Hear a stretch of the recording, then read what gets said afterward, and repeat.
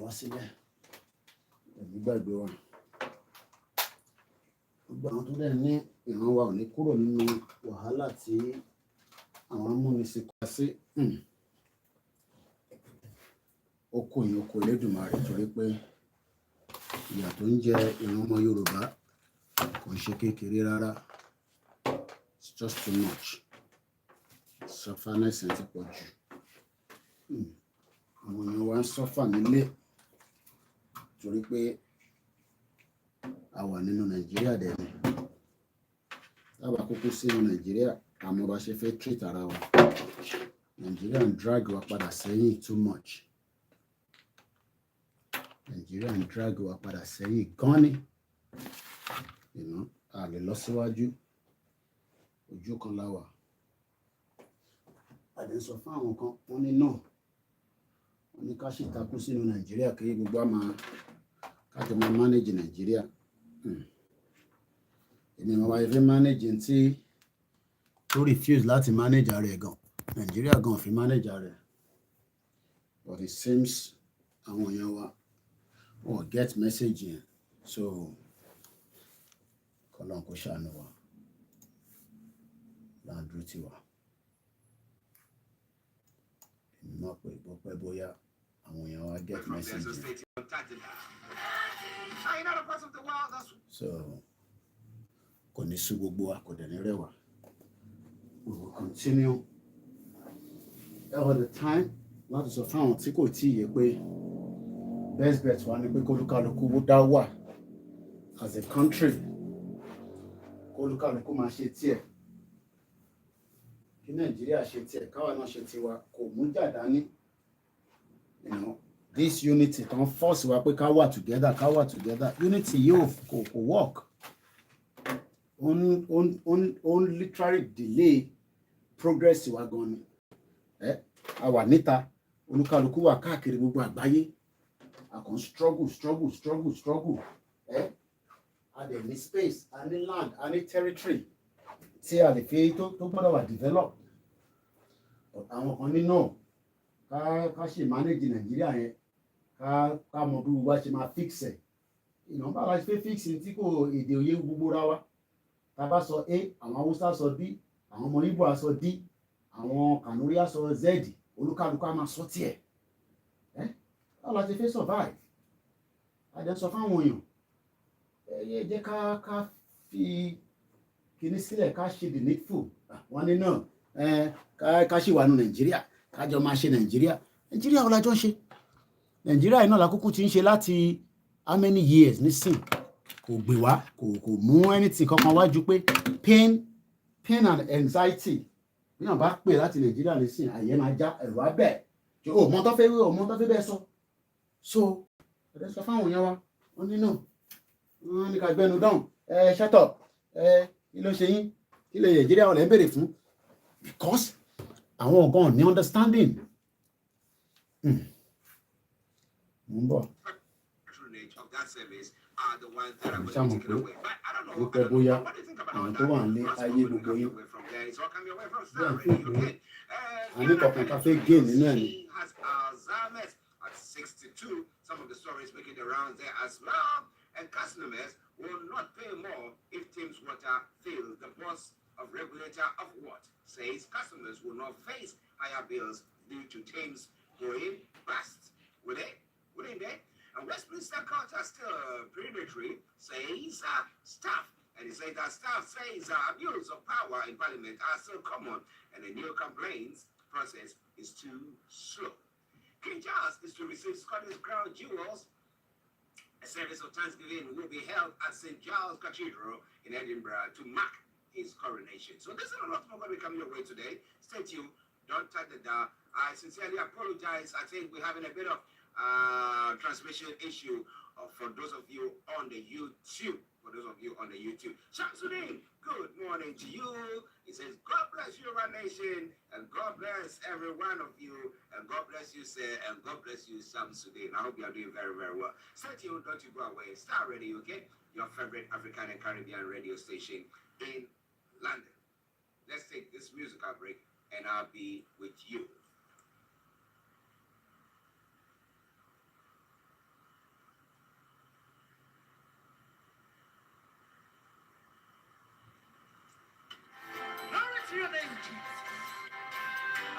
That is something from one of my favorite musicians there, gospel musicians, and that is Eli J. Enjoy it, and I'll be with you.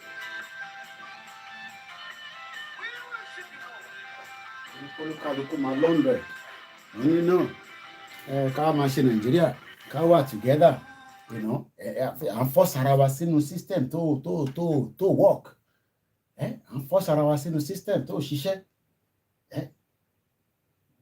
torí pé I don't get it kí ló dé à ń force ara wa sínú system tí kò favour wa Nigeria ò favour anybody yes ó ń favour àwọn olówó ìkíní kan lówó tẹ́lẹ̀ ìyàbá máa jẹ yín problem tí nìyẹn ìyàbá jẹ yín kò sí tó kan lówó àwa ni ara ni olówó ara ò ní olówó ara ò ní olówó rárá àwa mẹ̀kúnnù ó wà níta mo rí fídíò kan lánàá neighbor ó dẹ̀ da petrol ó dà sínú inú ilé àwọn pípù yẹn ó pa ìyá yẹn ó pa ọmọ méjì mo mọ kọ́ńtì tí àwọn pípù yẹn ti wá àwọn òyìnbó yìí pa àwọn méjì dànù why torí pé bí àlù táwọn yẹn náà ti wá kò sí safety pa wọ́n dànù but àwọn kan fi pé torí pé ọ̀rọ̀ gọ́ọ̀mẹ̀ntì là ń sọ ní ṣe gọ́ọ̀mẹ̀ntì wọn lọ rán ní nàìjíríà ṣe gọ́ọ̀mẹ̀ntì náà lọ rán nàìjíríà yẹn ṣe gọ́ọ̀mẹ̀ntì wọn rán gọ́ọ̀mẹ̀ntì nàìjíríà pàdé business tó jọ ń ṣe tí gbogbo inú wọn ṣe gọ́ọ̀mẹ̀ntì ṣé bọ́ ṣe ń rán gọ́ọ̀mẹ̀ntì náà ni ṣé in reality ṣé gọ́ọ̀mẹ̀ntì bọ́ ṣe ń rán gọ́ọ̀mẹ̀ntì ni wọ́n rán nìyẹn.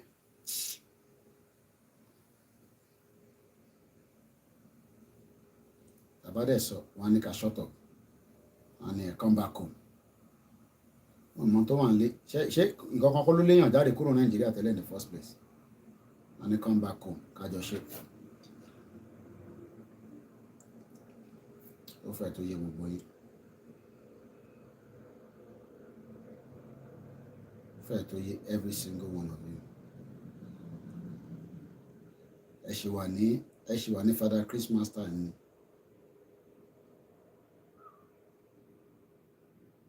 nígbà tí nàìjíríà bá túbọ̀ sink gbogbo yín dáadáa bíi Titanic ẹ mọ̀ nígbà yẹn pé àwọn politician tẹ̀yìn rí yẹn wọ́n kàn fi ṣe try and lock nìkan politician definitely tó máa sọ fún ni pé máa work náà ni kí lẹ expect politician sọ fún yín tẹ́lẹ̀ nàìjíríà máa ṣiṣẹ́ náà la máa sọ fún yín náà ẹ lè expect politician sọ fún yín pé nàìjíríà ò ní work ìbáwọn làwọn wà ní power kí lẹ expect kó ṣe ọmọlẹ̀ kí lẹ expect kí o ṣe òmọlẹ̀ kí lẹ expect kó sọ fún yín tẹ́lẹ̀ nàìjíríà máa ṣiṣẹ́ náà ni sọ pé kí gbogbo yín lọ ṣe kíni kẹ lọ ṣe sùúrù kájọ fix nàìjíríà tó ṣe fix lọ ní kájọ fix ṣé nàìjíríà wá ṣe fix in reality tí wọn náà ṣe ń wo nàìjíríà yẹn ṣó fipò ṣe fix pé ta bá wo lọ wò bọ̀ ṣó fipò a lè fix nàìjíríà ìwọ tó ń sọ pé ká dúró kájọ máa fix nàìjíríà ó bá yá gbogbo yín pátápátá kálukú á jẹ breakfast okay nothing náà ló ti ó wà àná mo ṣe ń rí story yẹn lórí Instagram ọlọ́mọ ayẹ kíyàn bá neighbor burúkú pàdé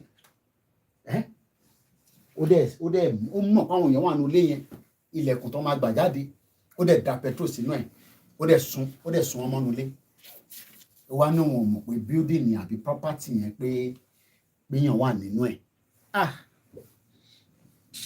yá John Starr rédíò jàre wọn kò ṣàánú ọ lọmọjà pàdé àgbákò àdábà.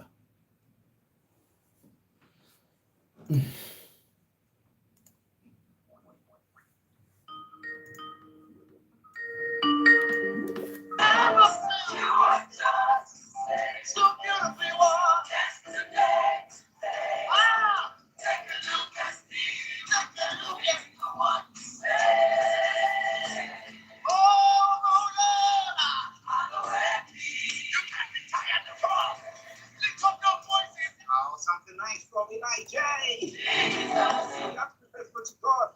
has done for us. Not why you slept and you are awake. Wasn't by chance. It was just by the grace of God. You went to the marketplace, you drove home, and in the night, as we pray here, I mean, Nigeria not happen to you. It didn't happen to you. It's not because you are that good or very perfect, or you are able to put it together.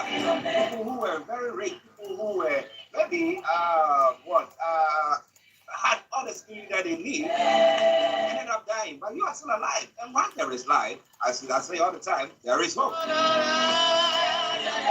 I cannot live in the world without knowing what is happening from across the globe or what is happening around you. That's why Starr Radio UK brings you this program each weekday. And it is now time for us to introduce the one and only, the white lion himself, Mr. Olayomi Koiki. In our North London studios, and Yomi, let me say good morning.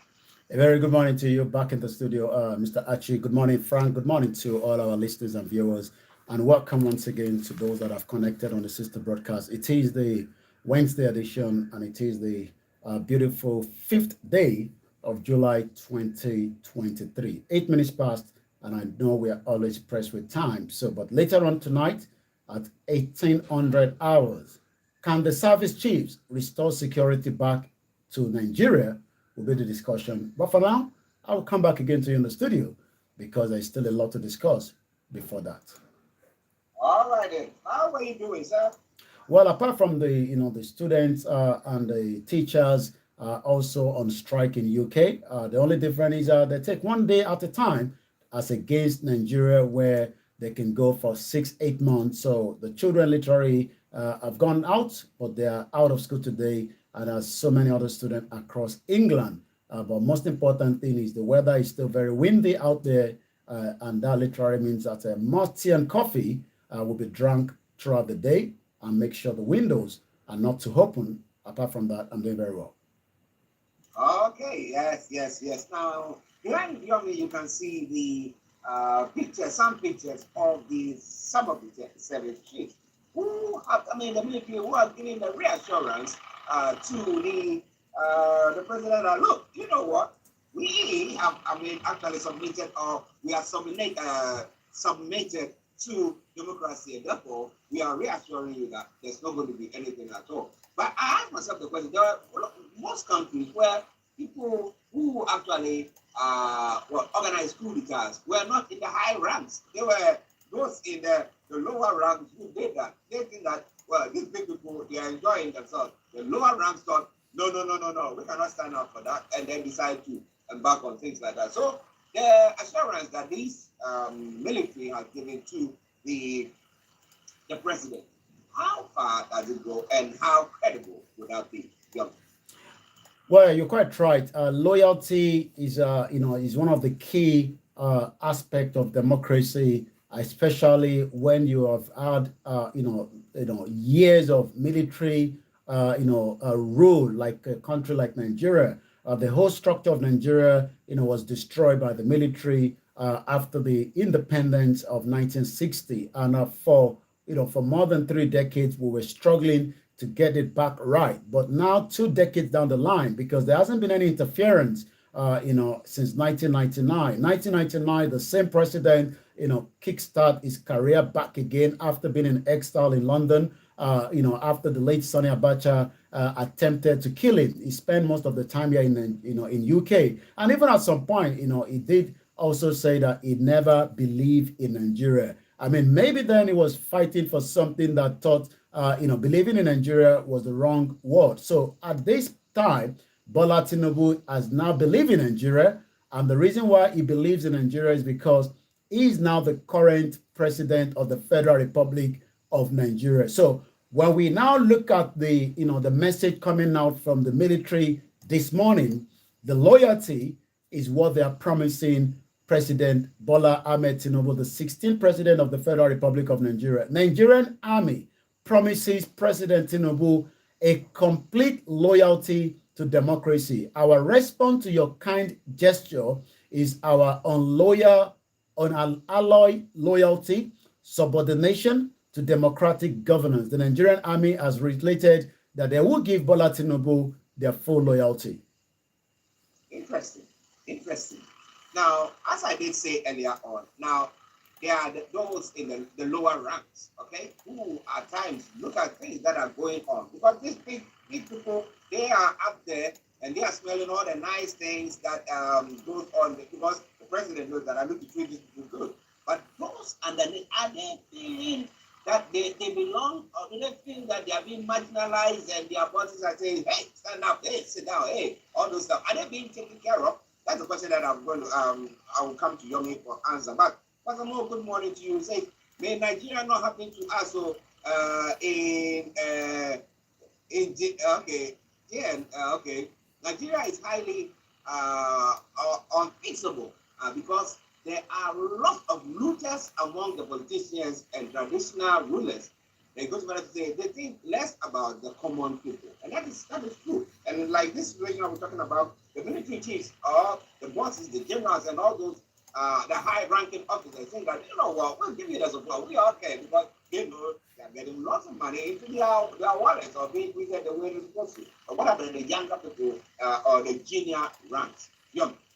Well, the junior ranks have always been, the one complaining. But what we might probably see is different from maybe what we have witnessed during, the former president Muhammadu Buhari, that is currently still in London, from information that we heard. I remember that it's all about, the lead or the leader of any of the organization or the military architect, whether it's the Navy, the Air Force, making sure that, whatever the budget that is given to them to take care of the low ranking, from making sure they have, the good welfare package, they are well kitted, their families, because, the beauty of working in a military as a, for your country is to make sure that you can enjoy the benefit. You look at American soldiers, you look at the UK, the European soldiers, the military, there seems to be giving the package. And that literally means that people want to be part of that system. I remember that, as a police as well in Nigeria,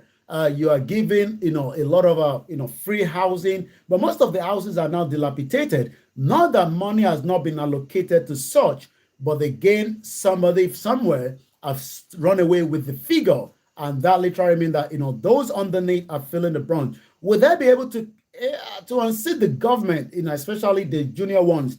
I think I was looking at a video on the Instagram yesterday where I think it's Guinea, the president, there was a coup d'etat, and he was in his agbada, but you can see the amount of security. I think maybe that was during the Eid.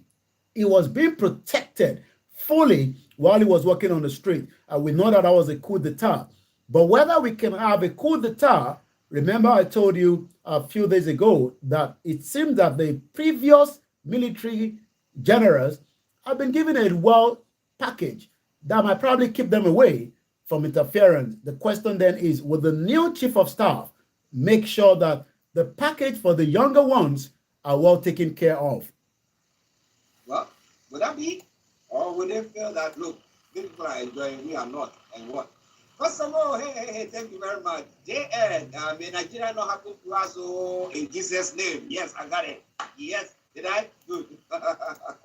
All right, then. Thank you very much to every one of you who are on the various platforms listening to us. We salute you.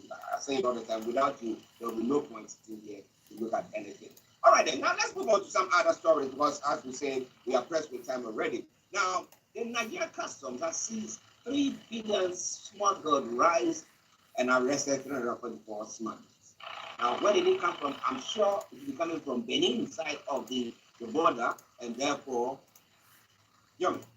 Well, you're quite right. When it comes to, the rice, remember that during the former president, Muhammadu Buhari, he actually closed the border for a very long time. And the reason for that is the smuggle of rice. So about 3 billion worth of rice have been seized by the custom, over 344 smugglers. So it is still like what we can call, a cocaine, because rice is well ate around the world, including Nigeria. Not that Nigeria do not have the capacity, to be able to also produce, the rice and grow it, but it's just, again, so many bottleneck as well. But the Nigerian Customs Services have seized a total of 3.2 billion worth of smuggled rice between May last year and this year. That is about almost, 4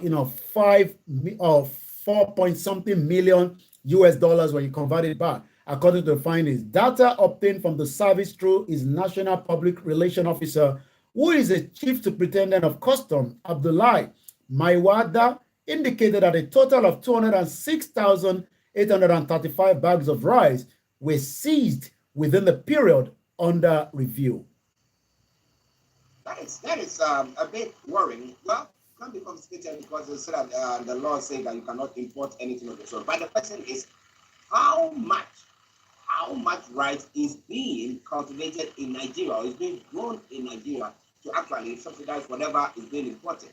So if we don't have enough, that means we are creating automatic scarcity, and that pushes the price up. And the poor person, yesterday we were talking about bread. Now, if we talk about rice and we say there's scarcity, which, I mean, it's one of the staple foods that people can eat there. So, what are they going to do? Destroy it and what? Or sell it? Well, I think, what has always been happening is, I don't think it has to be destroyed. It has to be given out, especially to places where there's a lot of IDP camps across the country, which has always been. But the other problem is they are also being stolen by the same custom and resold back into the market. As much as, we are giving these, good information that custom seems to be working, they're seizing as many things. But also, we know also by the time, we go back, we've seen cases of bags of rice, also kept, in a very bad condition, and that cannot be used to feed the Nigerians as well. But we've also seen that some of those seized bags are also put back into, places. But the highest value of the seizure was this year, February, with a total of 420 million was recorded,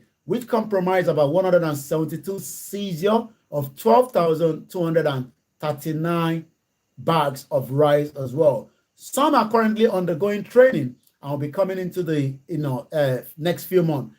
Custom must be proactive, says Afan, the president of All Farmers Association of Nigeria. Kabi Ibrahim says the Nigerian Customs Services must be proactive in manning the Nigerian borders, stressing that the activities of the rice smugglers have been affecting local production as well. Okay, listeners, it is Starr Radio UK. It is your favorite African Caribbean radio station in London on the Wednesday edition of the morning show, and you know that we are already first with that. But let me touch on one other story, and then I'll go straight to Yomi. What is the MDA? And the fact that we are talking about 7,000 debtors owing the MDA, 11 MDAs, 5.2 trillion naira. And out of that, I mean, we know that when you owe them, they have to pay. Only 58 billion has been recovered.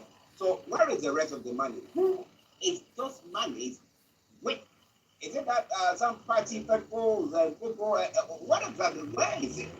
Well, MDA stands for the Ministries of Department and Agency. So these are different ministries and departments under the government. So, what is MDA, you ask, is a ministry, department, and agency, that looks after so many activities, in terms of the government as well. But it seems also, as we've said, that it is one of the most corrupt places in the government, whether in the federal, the state, because these are agencies that knows, when the government produces the budget, then each agency have a budget that goes underneath them as well. So let's give an example. We've been talking about the farming or the rice, as we've been talking about. So an agency under agriculture tends to know where the money is. And that literally means that whoever the MD on that particular ministry or agency tends to know how the money is being moved. But the federal government have now revealed that we have 7,000 debtors who 11 MDAs, which is ministry, 5.2 trillion naira, 58 billion has been recovered. So that means that individuals or different organizations or companies are owing the MDA.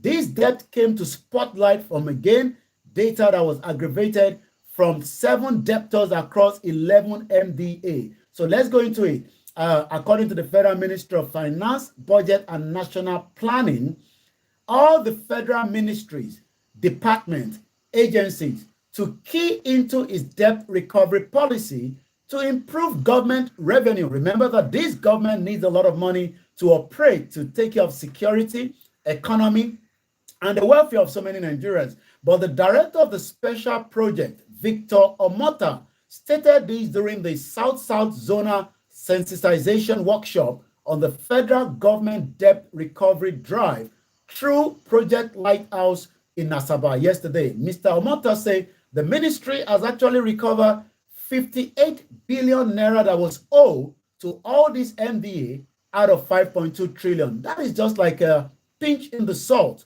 Or what you can think about whether they'll be able to recover the 5.2 trillion.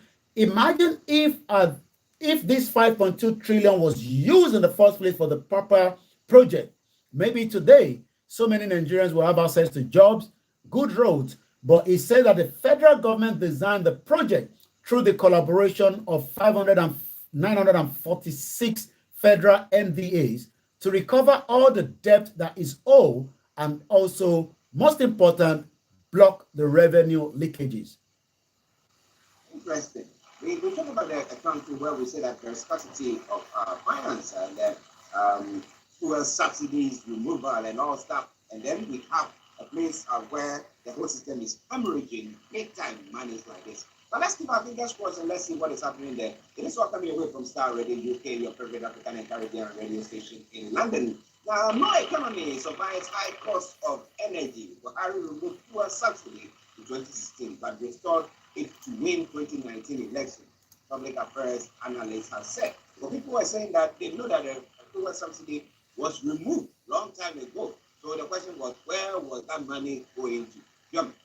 Well, it seems that Bola Tinubu believes is the right thing, removing the subsidy that it can continue to pay, countries that are non-Nigerians, subsidy when most of the importation end up in Ghana, Benin, and other African countries and Cameroon. But Majid Dahiru, a public affairs analyst, has described the removal of the fuel subsidy as taking from Nigerians the last most important and effective intervention in their lives. He has said that the energy needs to be subsidized by the government for the sake of productivity, noting that no economy can survive having a high cost of energy. 10,000 naira, which is equivalent to almost 10 pounds, if you want to put it that way, because the exchange rate is still fluctuating between 995 and 1,000 naira. So if I send 10 pounds home, that should buy about 134 units of the electricity at about 2 months ago. But if you buy the same units today with 10,000 naira, it is giving you 104 units. So let's give an example. A fashion designer needs electricity, at some point, to iron, to cut, and we're talking about those Nigerians that are in that sector. That literally means that they are not subsidized by the government and they will continue to lose, every part of their revenue, putting it into the energy. President Bola Tinubu, during his inauguration speech, declared that fuel subsidy was gone, adding that no provision was made for it in the budget by the previous government. But Majid, who made this known recently, was speaking during an interview, said every government must privatize energy security, which means the availability of energy at affordable prices. Energy is very expensive across the world, but it seems that without the right energy, no Nigerians will be able to bring productivity out. Another example, a farmer that has produced cassava and corn, you can turn the corn into so many things, from different other products, but you need the electricity to be able to do so and the right, skills as well. Gabashew, the former spokesperson of the ex-president Muhammadu Buhari, made it known that if Buhari has put all the effort to remove it, APC will have lost, and that is why they refuse to do so. And today, Bola Tinubu will have to deal with that, even though he's saving to the tune of 400 billion naira at the first month of the removal of the subsidy. Now, personally, I've been wondering over what you're talking about, those who are designers and those who are in various sectors who use lots of energy to create or get whatever product that they are actually producing. And I'm asking myself the question, do those production costs, is it captured in their taxes that they pay at the end of the year? So I don't know whether Nigerians pay it end of the year or monthly or however the system is like that. But here, if I'm going to be, filing my tax, what happens is that I take into consideration everything that I put together to get the outcome and then make whatever profit. And then out of that, so somebody will say, some way, somehow, they are able to retrieve whatever. Yeah, but is that the same way, or the tax system is different? Do you know?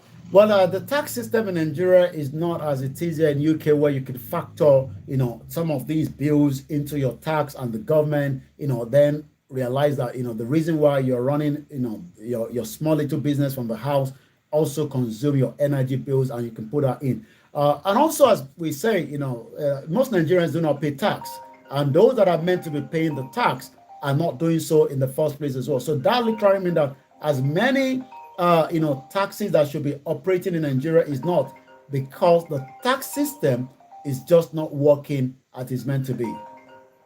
Okay, listeners, just bear with us. There's a phone ringing down there. But Dave West, good morning to you. It is Starr Radio UK. It is your favorite African and Caribbean radio station in London. And hello to Jenny as well. Jenny, I hope you are doing very, very well. Okay, now, let me hand over to you so that you can bring us the rest of the stories making the round. Over to you, John. Well, yes, at 28 minutes past, because of the time constraint, we're just going to take two more from the headline, go straight to the social media. The principal officers at APC are now protesting the selection of the National Assembly members. Back Akpabio and Abbas is coming into one of the headline as well. APC kicks as opposition fought the INEC 98% success claim. The All Progressive Congress has faulted the parties for faulting the Independent National Electoral Commission claim that the 2023 general elections, Beavers deployment recorded 98% success. A bimodular voter accreditation system is an electronic device designed to read permanent voter card and authenticate voters.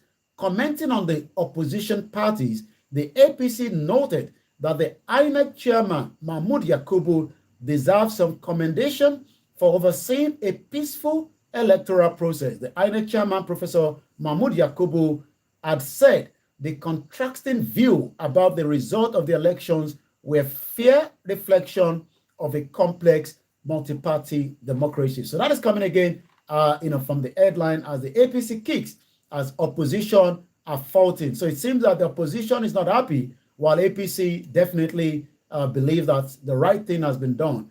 INEC failed to show evidence of election data deleted from Beavers stored on a back-end server, European Union. So as we continue to get more from the statement from the European Union regarding the last election on the 25th of February 2023 that made Bola Tinubu to become the next president of the Federal Republic of Nigeria, it seems that INEC is still getting as much from the European Union. Both the general election, INEC had reiterated its commitment to complete compliance with the Beavers machine in 2023 election.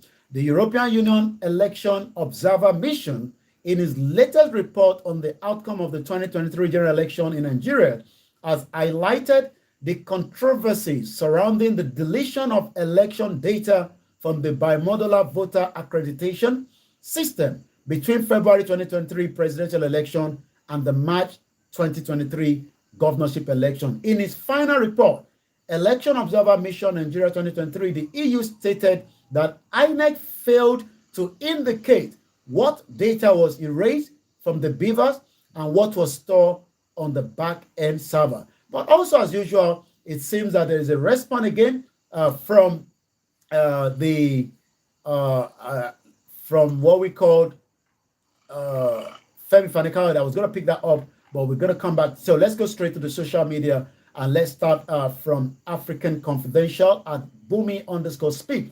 One thing about truth is that it is the only thing that will always stand the test of time. No matter the hype of lie and how vibrant it is, a lie will only last for a short while. the brain-dead followers of Dele, La, Dupe, Oniro, Onidaru, Onijibiti, Onidoti, Onitiri are gradually finding out the hard way. Bunch of mentally incapacitated idiots who live to regret allowing themselves be used by a deranged individual psychopath and a complete non-entity and a cancer to disrupt a movement meant for a total liberation of their own people and race. The gods of our Yoruba land will never forgive every single one of you. Nothing anyone can tell me Nigeria has completely damaged Nigerians to the point where they are most in need of a brain therapy. That is coming from African Confidential. Oppressor 99. People in Abuja, if you want to see this shameless, lying, dubious election rigger, Lawrence Bayode, this coming Sunday, go to the RCCG Assembly in Kubo, Abuja. He's the pastor there. He's the director of the ICT at INEC. He refused to swear with the Bible at the election tribunal that is going on, and he's meant to be a pastor. That's interesting. Let's go straight again and take more from the social media, what has been trending at the moment. You, Edochi, I will keep praying for you, sir. Bola Ahmed Tinubu, for God to give you long life, good health to deliver the good plans you have for Nigeria. Nigerians have suffered too much, and I believe you will wipe the tears and make Nigeria great again. Best of luck, President the Jagaban. I will take 2-3 more from the social media. Wura _ Yoruba Nimi, hashtag Yoruba Nation, and then we take 2 more, and then we come back again to you in the studio, Mr. Archie, because of the time constraint. Ademola at Ogbeni Demola. The 15th century was when Christianity penetrated into Africa through the Atlantic slave trade. The 7th century was when Islam penetrated into the African through the Arab slave trade. Foreign religion in Africa were all accompanied by the slave trade. And the last one, from those that is trending this morning, Enugu is trending, Tambuwa is trending, the EU is actually trending with about 222,000 tweets, and I'm sure it's got to do with the report that is coming out this morning as well. Nnamdi Kanu, as usual, is trending at exactly 18,000 tweets. And I've been picking what the legal team was saying this morning, referencing back again to the former president, Muhammadu Buhari, and the current one. And this is coming from Aloy Ejimako, the legal team of Nnamdi Kanu. And this is what he had to say this morning when it comes to the right to self-determination. Aloy Ejimako went further to say the demand for self-determination is not personal. It is a demand on the Nigerian state, not against its president. It was President Muhammadu Buhari, the former president, that took it personal to the point that he killed and rendition for it. President Bola Ahmed Tinubu should be smart enough not to repeat the same mistake. Ronu, which means think before you make any further decision. And that is how far I can go this morning because of the time constraint. I will return back again to you in the studio, Mr. Archie, so that we can bring it to the closure. But at exactly 1800 hours GMT, the Niger Voices will come on air, and the topic will be, can the service chiefs restore security back to Nigeria? Okay. I mean, they take you back a wonderful things that don't have enough to go through and stuff going on. But tomorrow, bring it up and we talk about it. But this evening, as Governor said, exactly at 18 hours, that is BST, British Summer Time, or Nigeria, it will be 6 p.m. Yes. Join in, all GMT +1. Join in for that wonderful program. It's going to be a smasher. And the service chiefs restore spirit back to Nigeria. Okay, we'll be saying about that. Let me say thank you very much for that wonderful life. Bye for now. Well. Listeners, let me sincerely apologize to those of you who normally will listen to us on our apps. Yes, we're having a bit of.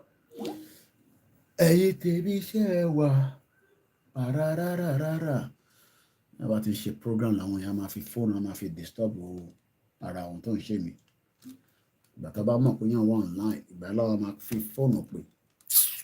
I disturb all the time, Mo kí gbogbo ẹ̀yà rẹ̀ yín tiwantiwa tí ẹ wà lórí. Let's take a little bit of conversation kó tó di pé mo parí because I'm not going to come out after Tibati Shetani Biwanise. Anything share wa banana banana pororo àlàáfíà ni gbogbo wa wà ìgbélé bá ìjàre ẹ̀yin tí wá ṣẹ́ ẹ wà láti lọ wá nǹkan jẹ wá àwọn sí Nàìjíríà I go find something chop ẹni tó wà Nàìjíríà lè bí ó lè máa pa ẹni tó wà London ibi gbọdọ̀ máa pa kẹ̀ nígbà tó yẹ pé kò sóúnjẹ ńlẹ̀ I go find something chop ara ìgbélé báyìí ẹ̀yà dá kámẹ́rà báyìí náà padà here we go yà wá ọmọ service chief Adéfìlàmì báyìí ẹ̀yin tí wá ṣẹ́ ẹ wà pàràràràrà pòròròròrò ṣàlàfíà lẹ́wà ẹ̀yin tí Yorùbá nation ẹ̀ jẹ́ kí kámẹ́rà mi náà kọ́ máa rìkọ́dì ṣé dáadáa ni ẹ̀yin ọmọ Yorùbá nation àtàwọn APC báwo ni gọ́ọ̀mẹ̀ntì ń tírìtì ẹ̀yin tẹ́ wà nílé ẹ̀yin tí ẹ wà nílé báwo ni gọ́ọ̀mẹ̀ntì ṣe ń tírìtì yín òun ni question tí mo ń bi yín láàárọ̀ yìí báwo ni gọ́ọ̀mẹ̀ntì ṣe ń tírìtì yín ṣé ń gbádùn gọ́ọ̀mẹ̀ntì yẹn lọ́wọ́lọ́wọ́ ẹ má complain o lie ẹ bá complain pẹ̀rẹ́ ẹ máa jẹ gbàgbọ́ nobody should complain ẹ gbọ́dọ̀ complain rárá tá a bá gbọ́ pé ẹ complain pé gọ́ọ̀mẹ̀ntì yóò dáa ẹ gbọ́dọ̀ complain o kẹ́ ẹ máa sọ fún gọ́vnà yín àwọn politicians yín kó ṣe the needful mo kí Akin Games comrade plan B this bastard government will never negotiate with us if there is no serious civil disobedience from us ẹ máa wọ́n rántí òkèrè à ń pè comment ẹ ti fi sí ní àárọ̀ yìí tí mo ṣe láàárọ̀ nìyẹn ẹ mọ̀ ká lọ wá nǹkan jẹjàre ìpara wa síjọba lọ́rùn àti Nàìjíríà oúnjẹ wà nílé ẹ̀yin tẹ́ wà Nàìjíríà lè máa ronú pé kí lè máa jẹ èmi gbọ́dọ̀ máa ronú kí lè máa jẹ bàbá mi Kúnlé Ṣítà Azeez àlàáfíà ló wà mo kí ẹ jàre àǹtí Gbémilékè Just Reason Abiodun Monday Triple DRS have you heard about Asari Doku mo ti gbọ́ lórí burúkú mà Lasari machinery government man mo kí mọ́mí wa Ọlásùnbọ̀ Sangolana ẹ káàárọ̀ ọ̀sán ti fẹ́ẹ̀ dé àti wà ní 20 minutes to ẹ̀yin tẹ́ wà lamẹ́ríkà àti Canada iléeṣẹ́ ìmọ̀ lọ́dọ̀ yín ni Àṣàyè Káyọ̀dé mú kí ẹ Nàìjíríà kẹ economy tó ṣì máa báìtì ẹ máa wá help ẹ̀ ní rí help owó tó ti lọ ní ẹ jẹ́ kí n sọ̀rọ̀ lórí headline kan tí mo pick lẹ́ǹkan nípa àwọn MDA yẹn wọ́n ní just 7,000 hey along about it this country mo kẹ́hìn tàwa lórí Instagram Jessica Barry good morning I'm sure some of you don't understand Yoruba so I don't know how you all manage bí àwọn kan dẹ̀ máa ń gbọ́ Alex Mamu ṣàlàfíà ni my brother Honourable Adeniyi gbogbo wa náà Honourable Gapsin Tilly ẹ jẹ́ kí n wave padà sí yín so you can see that I know you all are there I dey wave back home Grandma Lee Mokima yẹn pa laptop ẹ jẹ́ lọ pa náà nínú lẹ́yìn ìjà rẹ̀ wọ́n jẹ iná electricity owó náà ti lọ sókè ní ìdí náà kankan ẹ bá ti lè rí mi bẹ́ẹ̀ consume too much electricity èmi nìkan ni mò ń jẹ owó náà nílé so that's okay like that save my own energy as well it's expensive mo kí mọ́mí wa Elizabeth bàbá mi Olúọmọ Adédèjì regard to our lovely humble saviour Ìgbòho ṣá ó gbọ́ yín bàbá wa Adéjùmọ̀ Ismaila mo kí yín Mr. Joe K mo kí yín ẹja ẹ̀yìn fèlè ọ̀sìn ìwàdà ó wà lẹ́yìn economy Nigeria how can I don't understand bí àwọn tó ní knowledge ta ló ti ṣiṣẹ́ ní civil service rí whether at the state or kẹwàá bá wa ṣàlàyé báwo nìyàn 7,000 ṣe jẹ gbèsè 5.2 trillion. I'm a bit confused. Ẹ má bẹ̀rẹ̀ mi mo paná ọ̀nù lé mi because can't be giving too much electricity. Ẹ jẹ́ lọ mú cake àbí nǹkan fi sínú. Ta ló mọ̀ pa báwo ni 7,000 people ṣe jẹ government in the 7 trillion? Who can help me with that? I need somebody that have that understanding. It's crazy, man. 7,000 people or 7,000 debtors. There could be organization, there could be anything. Báwo ló ṣe di pé the government, they are owing the government 5.2 trillion. It's only 5.2 trillion in naira, no, in dollars. They don't pay laptop, because consume energy. Ẹ bá mọ ẹ tí mò ń san fún electricity mi lójoojúmọ́ nínú ilé yìí. Ẹ máa support wa mọ́ dáadáa. Gbogbo àwọn machine tán kalẹ̀ yìí consume a lot. So I shut down this laptop. Remove it from the charger. 5.2 trillion. How much is that in dollars? Only 7,000 people is owing the government that. Out of 200 million Nigerians, I want 7,000 government in it, 5.2 trillion. And some idiots will tell me that country is going to work. I don't even understand how some people think anyway. Do you know what that 5.2 trillion would have done? Báwo ló ṣe rí owó yẹn gbà lọ́wọ́ government? Wàá ṣeré jàre Mr. Alex Mamu. Grandma, mọ́mí mi Dúpẹ́ Agboola Ọlábàndrótì, ṣàlàfíà lẹ́wà. Ẹ̀yin tẹ́ wà lẹ́nu iṣẹ́ ní gbogbo sector Ọlábàndrótì. Ẹ̀yin tẹ́ wà ní Nàìjíríà náà. Ọlọ́run náà làkókò máa ń parọ́ mọ́ kọ́ Ọlábàndrótì náà ni. Ẹni tó bá ń rí ṣe náà máa ní Ọlọ́run náà ni. But in reality, àti fi Ọlọ́run àti fi deceive àwọn èèyàn. I mean, it's good people are there praying, but how do you get value when we are just praying? Yeah. So, how did 5.2 trillion just from 11 MDA, 7,000 debtors? Ọlọ́run pẹ̀lú mọ́mí, Mr. Lade, ìjáyà mo kí ẹ. Ṣé tó bá ní understanding ẹ̀ bí a kẹ́ pè wọlé ká kẹ́ bá wa sọ̀rọ̀. How did we òun yẹn a máa ta sí yín lójú so mo ń try láti move away mo lè fi close curtain yẹn ẹ má bínú because I know the sun rail is coming through. How did we get to where 7,000 debtors is owing 11 MDAs 5.2 trillion? I don't know. So it's just crazy. The amount of debt termination movement.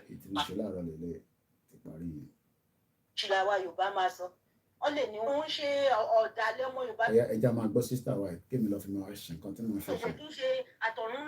Ẹja ká máa gbọ́ tó ń sọ. Látọ̀dọ̀ àwọn òmíyàn lélẹ̀. Ẹ máa gbádùn nǹkan tó ń sọ lọ. Ẹni yóò ṣẹ̀dá rẹ̀. Èèyàn burúkú kí náà tètè ya sá fún onítọ̀hún ni. Ẹ máa gbé ọ̀rọ̀ ẹ lọ́rọ̀ kiri. Ẹ tó bá ń ṣe nǹkan rẹ̀, ẹ máa tẹnu bọlẹ̀. Ẹ ṣóhun nìkan ni. Mò ń gbẹ́ máa gbé ṣàgbàlá Gabriel nìkan ni. Kí ló dé? Why are we like this? Why? Ọ̀tọ̀ nìkan tó ń sọ náà ìfẹ́ máa gbọ́ àwọn ilé sí tó kọ̀ mí pẹ̀lú bí Nàìjíríà bá dáa náà kò ní sí gbogbo yẹn. Tó bá jẹ́ pé Nàìjíríà ṣiṣẹ́ ni ṣé yẹ kí ó máa jẹ́ pé ẹ jẹ́ n fi system yẹn sílẹ̀. Tí Nàìjíríà bá ń ṣiṣẹ́ ni ṣé àwọn charity lè kó máa solve problem wa ibi tá à ń sọ náà nìyẹn. I mean yes ojú àánú wà lára ọmọ Yorùbá náà. Bẹ́ẹ̀ náà bá ń ṣe gbogbo àwọn tí ìyà ń jẹ lórílẹ̀ lójoojúmọ́ àwọn ìyá máa dá ọ́sà account mi náà àbí ṣé èèyàn la fi solve problem tó wà nílẹ̀ ìyẹn ò lè solve problem tó wà nílẹ̀ o ẹ tó bá ló máa solve problem tó wà nílẹ̀ bàbá irọ́ ni kò lè solve problem tó wà nílẹ̀ rárá problem tó wà nílẹ̀ ó ti kọjá ìgẹ́ta sí bí problem tó wà nílẹ̀ nísìn ò ní pé ká ṣe kí ni ká gba country yẹn padà ká lè take care àwọn èèyàn wa ìyà ń jẹ àwọn èèyàn wa báwo ni country báwo ni àwọn 7,000 debtors báwo ló ṣe máa jẹ gbèsè 11 trillion báwo ló ṣe fún wọn láyè yẹn that's a lot of money man báwo ló ṣe ní access owó yẹn in the first place that's a lot of money we're talking about 5.2 trillion àti ìrẹ́ni kankan bá mi convert ẹ̀ sí dollar àwọn ẹ̀gbọ́n mi ṣẹ́gun ọ̀nà bí àwọn tí bí ẹṣẹ́ tó ń ṣe bí wọ́n ti wà lẹ́nu iṣẹ́ kò sẹ́ni tó fi bára convert ẹ̀ sí dollar báwo ni ẹ wá ṣe sọ pé Nàìjíríà máa work nígbà tí MDA tó jẹ́ kó jẹ́ bí àwọn olóyè kó jẹ́ bí function role pé okay o a fẹ́ ṣe country o this and that o mọ role MDA ni àwọn ni ministry now ìdáwàdẹ gbọ́njúmọ́ ó ní pé ministry ló ti máa lọ gba wàá gbé proposal lọ fún wọn mo lè ṣe títì bẹ́ẹ̀ ni mọ́mí wa grandma Nigeria business without accountability kí lẹ kọ síbẹ̀ yẹn Nigeria from all Nigerian debt that nobody benefit from bẹ́ẹ̀ ni I mean we're talking about 5.2 trillion by 7,000 debtors I don't know I'm confused 7,000 debtors wọ́n jẹ gbèsè 5.2 trillion owó government lélẹ́yìí kò ń ṣòwò anybody and when you break this money down owó tẹ́ kó lọ sí gbogbo local government nìyẹn for one reason or the other tá bá bẹ̀rẹ̀ sí wo breakdown yẹn màá kà tán ní sìnmọ́ bọ̀ bó tá bá rẹ̀ tó fẹ́ pè nọ́mbà tẹ́ lè pè sí ṣé èmi máa jẹ scones nísìn àti bọ́tà díẹ̀ lórí ẹ̀ ní apara mi síjọba lọ́rùn nọ́mbà yẹn òun ni +44 74 74044059 program yóò ní lọ for too long because a ṣe padà bọ̀ nírọ̀lẹ́ but at least ká ṣe máa ṣe lọ báyìí náà 5.2 trillion is a lot of money tàbá wò lọ wò bọ̀ 5.2 trillion is a lot of money àwọn owó yìí ibì kan ló yẹ kó lò sí ó wá wà lọ́wọ́ àwọn 7,000 debtors ta làwọn debtors yẹn kí ló dé tó fi fún wa lórúkọ wọn company ni individual ni banking ẹ fún wa lórúkọ wọn náà and everybody expect Nigeria to work báwo ló ṣe fẹ́ work nígbà tí owó tó yẹ kó fi ṣe nǹkan ọwọ́ nínú 5.2 trillion wọ́n ti recover 58 billion that's just like a peanut trillion lásán wọ́n náà wá recover 58 billion nínú 58 billion anything ó lè gbà náà ni. wọ́n ká yí padà Yorùbá nation ẹ̀wọ̀n sì tí Yorùbá nation nǹkan tá à ń. ọlọ́run bá wọn pẹ̀lú ẹ̀ sísítà mi gbogbo ọlá kó gbìyànjú ọlọ́run dé gbìyànjú wa sáde but because àwọn èèyàn ní understanding ẹlòmíì ọmọ reason tí ìyá ṣe ń jẹun nílé is because owó tó yẹ kó fi ṣe ntí òfin ní jẹ àwọn kan ti kó mọ́lẹ̀ ó wà lọ́wọ́ wọn and they are not ready to let the money go and that is why we are all suffering today. mo kí mọ́mí wa Bísímà Kànjọ́lá ẹ má bínú máa ń rí comment after tàbá parí program what did they tell people of Nigeria they use the money to do bẹ́ẹ̀ ni má kà nísìnyí mo kí ọpẹ́ ẹ̀yin tẹ́ wà nílàrú gbogbo ilé ọlọ́run Deco boy I shout out to you as well ẹ tó bá fẹ́ pè the line is open while I am just doing my own little ẹ̀má wọn tí wọ́n ṣe lè bàjẹ́ náà wọ̀ ó dẹ̀ kí n lọ wọ́n mẹ́rin kí bọ́tà yẹn lè lọ lórí ẹ̀ dáadáa kí ló fowó yẹn ṣe a máa kà nísìn but n tó ń sọ fún wa ni pé the federal ministry iṣẹ́ Tinubu níṣẹ́ tó máa ṣe wọ́n ti jẹ Nàìjíríà pa wọ́n jẹ́ pé òun náà clean anyway but bó ṣe fẹ́ deal pẹ̀lú gbogbo àwọn ministry cause ó lè ló pọ̀ jù mọ́ àwọn tó wà ní ministry yẹn mo láǹfààní àti dé mo rántí orúkọ ministry yẹn but mo dé Abuja ministry wọn ṣá kódà mo ò lè lo toilet níbẹ̀ mo fẹ́ lọ tọ̀ ẹ má bínú mo ò lè lọ tọ̀ nínú ibẹ̀ oorun gbòlà mo wá ti hold ìtàn yẹn tí mo fi jáde this was in 20 tẹ̀mọ yẹ́ tí mo lọ Abuja náà bí a back end tí yẹn a bá mi send message sórí jẹ́ǹbẹ̀rẹ̀ ni wọ́n yẹ́ wọ́n lọ Abuja náà what year travel to Abuja. Mo lọ Abuja àti bẹ́ẹ̀ méjì kan. Wọ́n kàn máa pẹ̀ tàwọn tó ń pè tàbá ti ń ṣe program yẹn. So ti yín disturb wa tàbá ti wà lórí program. 2017. Mo lọ Abuja ní 2017. Mo wá mo ò mọ̀ tá lọ ṣe náà. I don't know bí a fẹ́ lọ ṣe nǹkan kan nínú ministry ẹ̀, a fẹ́ lọ pàdé yàn, I can't remember. Eventually a ṣá wọnú ministry yẹn. Tẹ́ bá rí 5 wọ́kọ̀.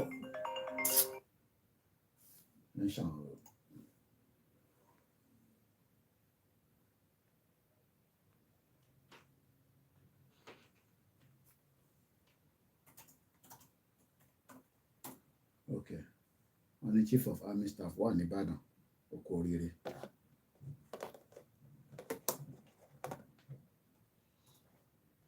Ìgbẹ́jẹ́ wọ́n mú school yìí. Ìtẹ̀rànlé. Ó kàn fi ṣe trial block. Kàn fi Nàìjíríà ṣe trial blocking. Very sad. Very, very sad.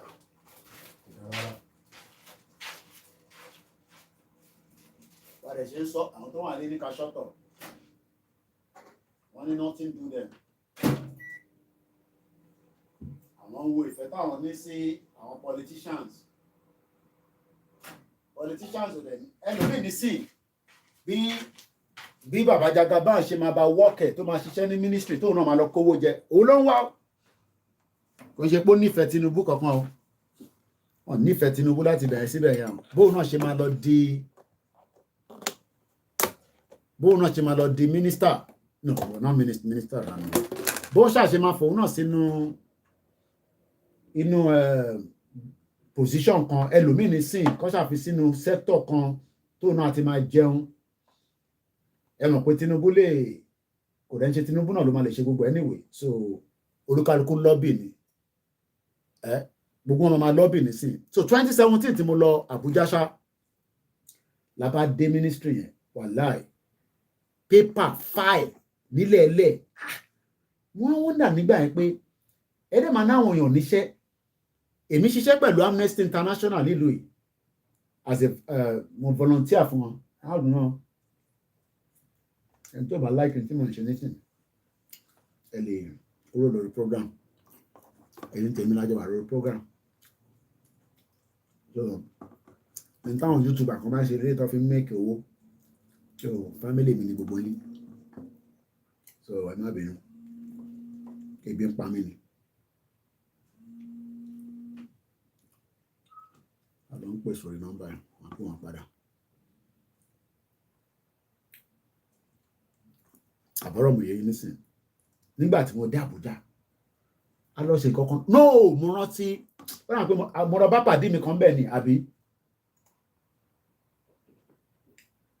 àtẹ̀lé ló tọ́ílẹ̀tì yẹn náà nígbà tí mo wọnú tọ́ílẹ̀tì mo sá jáde ni mo rántí mo lọ bá pàdé mi kan níbẹ̀ ọmọ àgbẹ̀sọ́bà ni tó ń ṣiṣẹ́ níbẹ̀. I think so, yeah. No, Tàbẹ́kúta nìyẹn. Mo mix it up. Tàbẹ́kúta nìyẹn. Tàbẹ́kúta tí mo lọ ministry ta lọ àwọn yẹn wọ́n tẹ̀ níná. Wọ́n níná níbẹ̀. So tó bá wá lọ síbẹ̀ bí arọ́ ti bá ń parọ́ gbogbo ilẹ̀ máa mọ̀ náà ẹ̀yin ti lọ síbẹ̀ tó bá wá lọ síbẹ̀ tó bá ní kankan tó fẹ́ ṣe wá tan generator olúkálukú wọn ló ní generator ní ọ́fíìsì I better pass your neighbor. What on generator? You know, it's crazy. Nigeria is a crazy country. Ẹ padà sórí the apple juice jàre. Otherwise, get proper food later lọ́sàn. Now, ẹ jẹ́ ká kàdé ẹ̀. Mo fẹ́ wo bí tí you will recall that one of the key economic policy of the current administration is improving federal government revenue by targeting and increasing revenue from non-oil revenue source. Mo fẹ́ òbí ẹwọ́ dárúkọ. Now, fún wa ní details àwọn tí ó jẹ́ 7,000 yìí. ṣẹ́rí problem tó wà Nàìjíríà ni pé there are too many stakeholders tó yẹ pé they are using Nigeria as their franchise. ṣẹ́rí mi àti yín báyìí tá à ń bára wa jà especially èyí tí ẹ agree pẹ̀lú Yorùbá nation ẹ jẹ́ kájọ máa bára wa jà báyìí káwọn máa jówó. Bẹ́ẹ̀ni búrẹ́dì àti bọ́tà àṣírí yàrá azeez ẹ̀yẹ́ ọmọ ọgbọ́n apple juice náà kó má lọ há mi lọ́fun tó ẹlòmíì bó ṣe wà bẹ́ẹ̀ nísìnyí àdúrà pé kó há mi lọ́fun ló ń gbà bó ṣe wà yẹn. ìbílẹ̀ kan ní problem yìí ẹ bá wá problem yìí Nàìjíríà ní problem yìí Koikimedia kan ní problem yìí.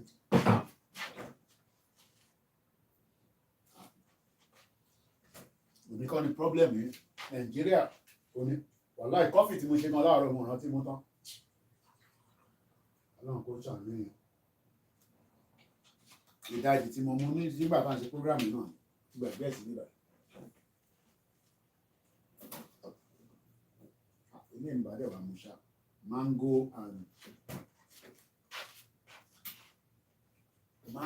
and kílódé apple mango juice.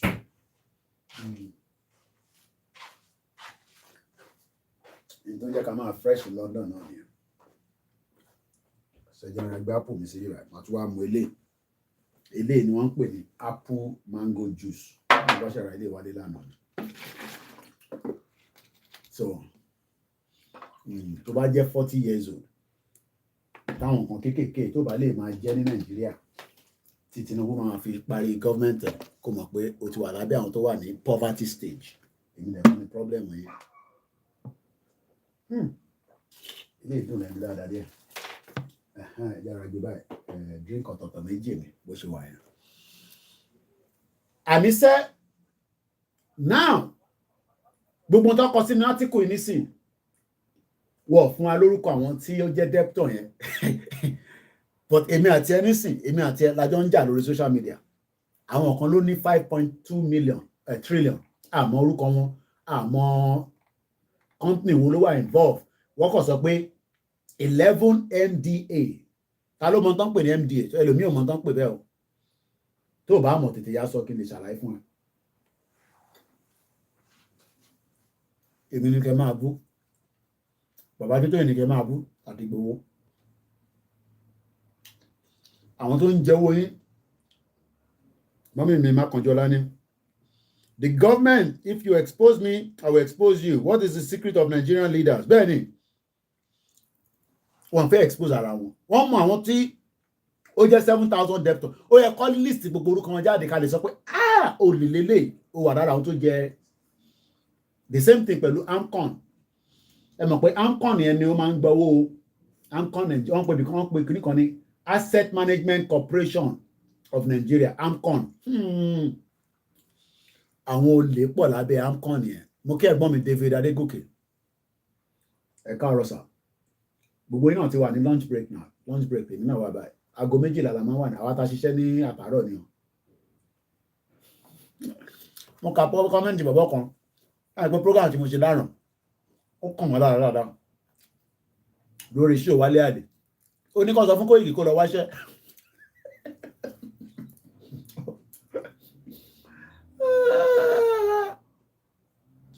Ó ní àwọn ọmọ Koiki kó lọ wáṣẹ́.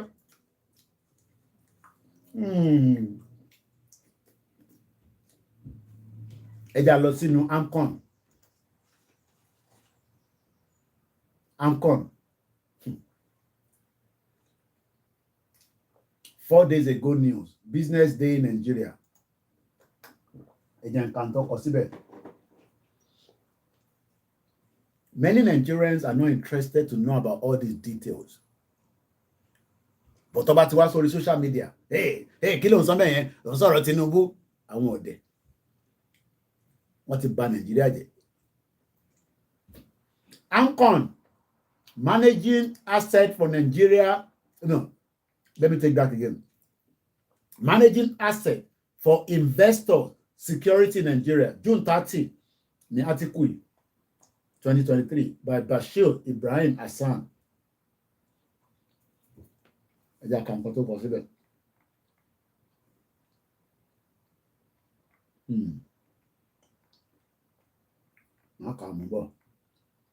All right.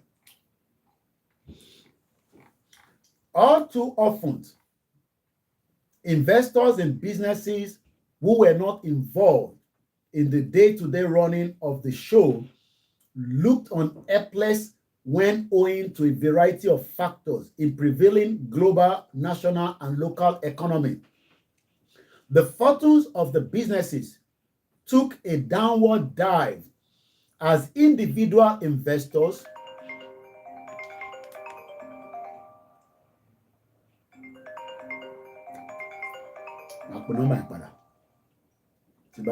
disconnect here.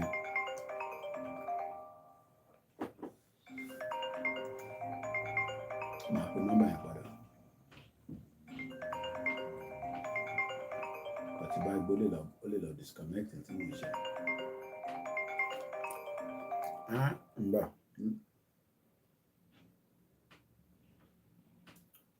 Mo bọ̀ ẹ̀jẹ̀ ń gbé kàn yẹn mo ti rí ibi tí nọ́mbà yẹn ti ń bọ̀ ó wà important mo bọ̀.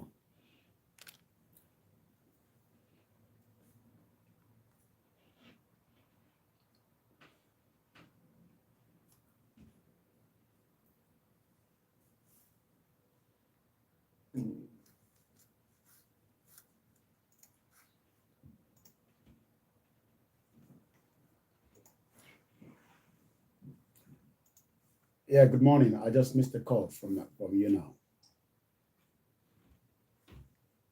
Mr. Koiki.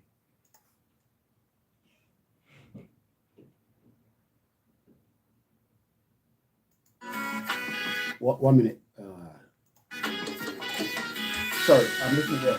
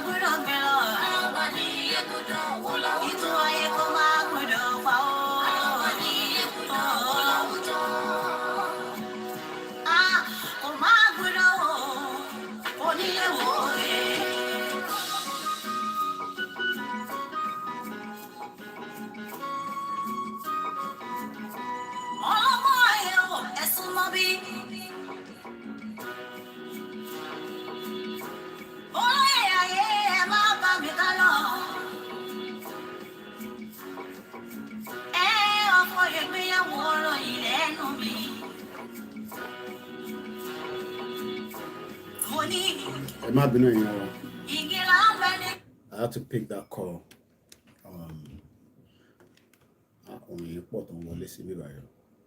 So, Bishop Solo, ẹ ká fi àràbà sílẹ̀. À ń sọ̀rọ̀ nípa AMCON lọ. Tó bá mọ̀ tó ń pè ní AMCON. AMCON yẹn jẹ́ bí àwọn ní gọ́ọ̀mẹ̀ntì sector láti recover gbogbo àwọn tó bá jẹ gbèsè fún federal government. And gbèsè táwọn èèyàn jẹ tí AMCON ń try láti gbà padà òun ló ń lọ lọ́nkàn yẹn. Màá fún yín láwọn díẹ̀ nísìnyí. Let's talk about this. April ní article yìí. Àwọn kan ti fi Nàìjíríà yáwó rẹpẹtẹ. Director mi ti sá lọ ọmọ ibi tó wà ti yá dànù. Èmi àti ẹ̀ka máa bára wa jà lórí social media. Àwọn ti gba owó gidi lọ́wọ́ government. Lọ́wọ́ àwọn banks rather anyway. Lára àwọn tó gbà náà ni irú ilé tá à ń sọ̀rọ̀ pé debtors, because owó tó gbà fún project tí government ti san fún wọn tí wọ́n perform tó yẹ kó ṣe government ò rówó gbà. So tí government ò bá dẹ̀ ti rówó gbà, AMCON ló máa take up the next line of action láti lọ wá ibi tó wó yẹn há sí láti lè make sure pé wọ́n rówó yẹn gbà padà.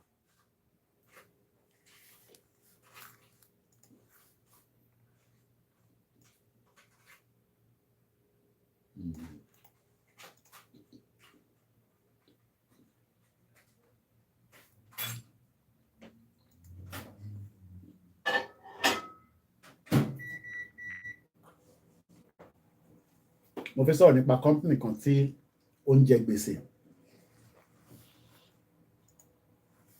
Wọ́n pe company kan ní Glano Nigeria Asset.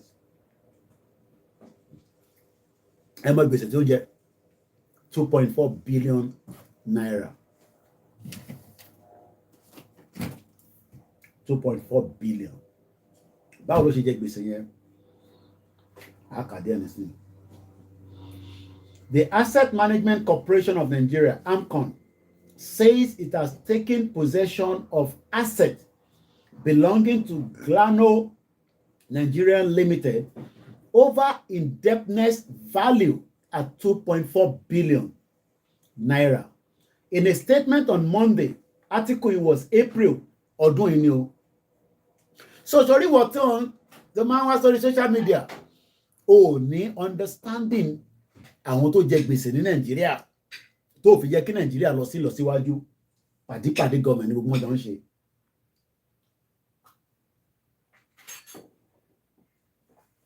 $2.4 billion. In a statement on Monday, Jude, the head of the Corporate Communication Department of AMCON, said that the takeover followed the order of the Federal High Court in Lagos State. Consequently, he said the corporation took possession of the company's property that is located in Port Harcourt, Rivers State, on April 6, 2023. Jude said AMCON, which is established to recover bad debt. Farabalẹ̀ kó gbọ́. Bad debt. Ìwọ̀n wọ̀n mi nísìnyí ìwọ̀ owó yá ní bank. Owó gbọ́nlé lantan ló ló ń gbà tí wọ́n yọ ẹlẹ́nu. Èèyàn kan nísìnyí ni wọ́n seize 2.4 billion. Farabalẹ̀. Ìgbà tí mo Google Glano Nigeria yẹn Limited. Ó sọ pàtó register fún mi. It could be proxy, I don't know. It could be for good reason, I don't know. But wọ́n rí owó gbà. Because wọ́n rí owó gbà ní government gba ló sì the asset wọn to the tune of 2.4 billion. Wọ́n rí owó gbà ní. Glano Nigeria Limited was incorporated ní Port Harcourt, Nigeria, with the registration number 71220. It was registered on the 17th of April, 1985. Its current status is unknown. Company register office is 15 Birabi Street, Diobu, GRA, Port Harcourt, Rivers State. Status unknown. Taloni, ọ̀kan síbẹ̀. Okay, wọ́n ní Gladi Masi Oreo. That's all we know. Tó bá jẹ́ pé ìlú yìí ni ó máa fún wa ní more details. A sọ breakdown fún wa. Tó bá jẹ́ pé company tó fi search nílùú yìí ni a sọ fún ẹ. A sọ director, a sọ secretary, a sọ this and that. Let's just even leave it like that. Now, ẹ jẹ́ ká padà sórí AMCON. Kí ni wọ́n fi lọ gba assets these Glano Nigeria yìí Limited? Wọ́n nítorí pé bad debt on behalf of the federal government had been in an endless court battle with Glano and its promoter, please.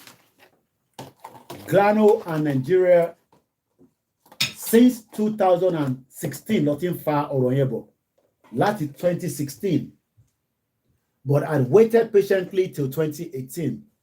So ìwọ tí o jẹ́ ọ̀dọ́ nísìn, ìwọ ò rówó gbà, o ṣe farming, kódà o rí access sí fertilizer, o rí access sí o jẹ́ tailor, o ní access sí support government.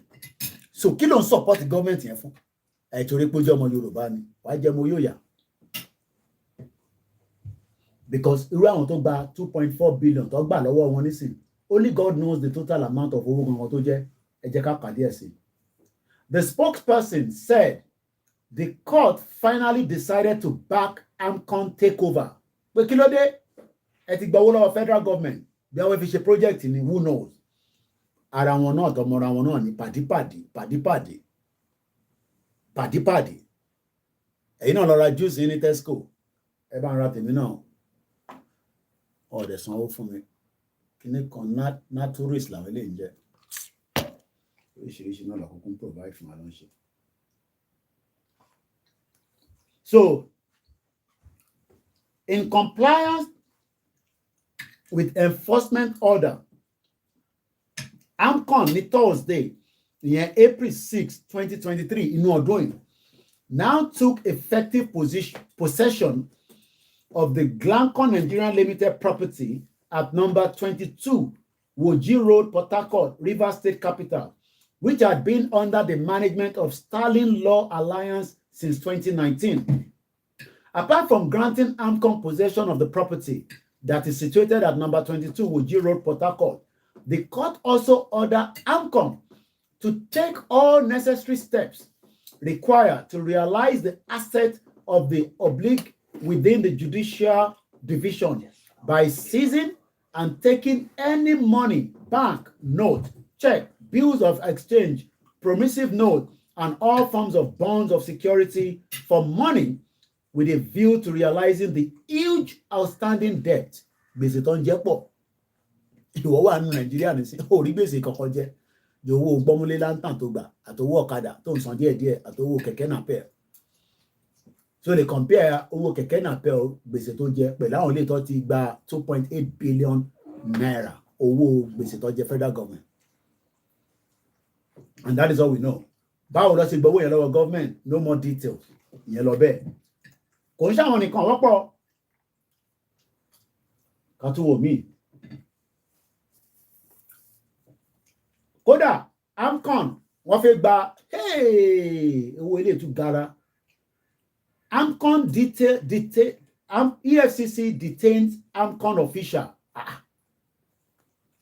Kò yé mi o. EFCC tún detain AMCON official over 120 billion naira fraud in Arik Air. Ta ló rántí Arik Air? Ó rà pé ìgbà kan Arik Air máa wá sí London.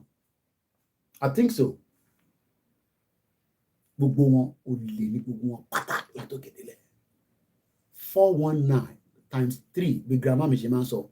Òun ọ̀pọ̀lọpọ̀ àwọn tí wọ́n tẹ́ máa ń tọ́ dagbádá bolẹ̀, dagbádá òṣì bolẹ̀, especially àwọn tí Yorùbá yẹn, dagbádá wèrè bolẹ̀, olè ní gbogbo wọn. 419 government ló pọ̀ ní gbogbo wọn. Ìwọ wá ní kó support Yorùbá nation. Níbo ló ti fẹ́ gbà support Yorùbá nation? They are 419. Àwọn ọmọ bó ṣe ń gbowó lọ́wọ́ government through àwọn MDA. Wọ́n mọ bó ṣe máa pàdé MDA nínú club. Gbogbo wọn ló ń pàdé ní Èkó tennis. Gbogbo àwọn club yẹn Èkó tennis club gbogbo kí jágbàjàgbà lọ. 419 ní gbogbo yín. Criminal. Èkó tennis club, Ìkòyí club, ibẹ̀ ló ti ń pàdé. Ibẹ̀ ni gbogbo wọn ti ń pàdé. Àwọn big men. Wọ́n fowó Nàìjíríà. Wọ́n fi ń ṣe big men. Ìwọ wá sórí social media nísìn. Òun point finger sí bàbá Akíntóyè. Orípò ní làákàyè. Òun bẹ́ẹ̀ mi jà torí Bọ́lá Tinubu jà gbọ́. Kí ló ṣe èmi tàbí tún ilé tó tún yà mí lẹ́nu? EFCC tún detain ní AMCON official over 120 billion fraud nínú Arik. Ó lè gbọ́ gbogbo breakdown yìí torí pé ìgbòdo ti fẹ́ gbọ̀wọ́ tẹ́bí ń pa. Èmi gbogbo tí mo jẹ nísìn nínú kinní yẹn nísìn eléyìí ó ti wà enough. Mo dẹ̀ ṣe máa jẹ nǹkan míì. Mo kàn fi nǹkan sínú lẹ́ǹkan pé kí inú kàn fi tinú la fi ń ṣe títà. Túbọ̀ máa bọ́ àwa bí èmi nìyà ń jẹ ìwọ ọ̀dọ́ ò ní access sí owó àwọn dẹ̀ ní access sí owó yẹn. Ṣèbí Nàìjíríà ní gbogbo wa náà rẹ̀ ká ní access sí owó yẹn náà. Ẹ jẹ́ kàkà átíkò ilé gbogbo ilẹ̀ ṣàrántí Arik Air ó dàpọ̀ ná international náà. The economic and financial crimes has detained the receiver, manager appointed by the Asset Management Corporation of Nigeria for Arik Nigeria Limited, Mr. Kamilu Omokide, over alleged misappropriation and diversion of about 120 billion.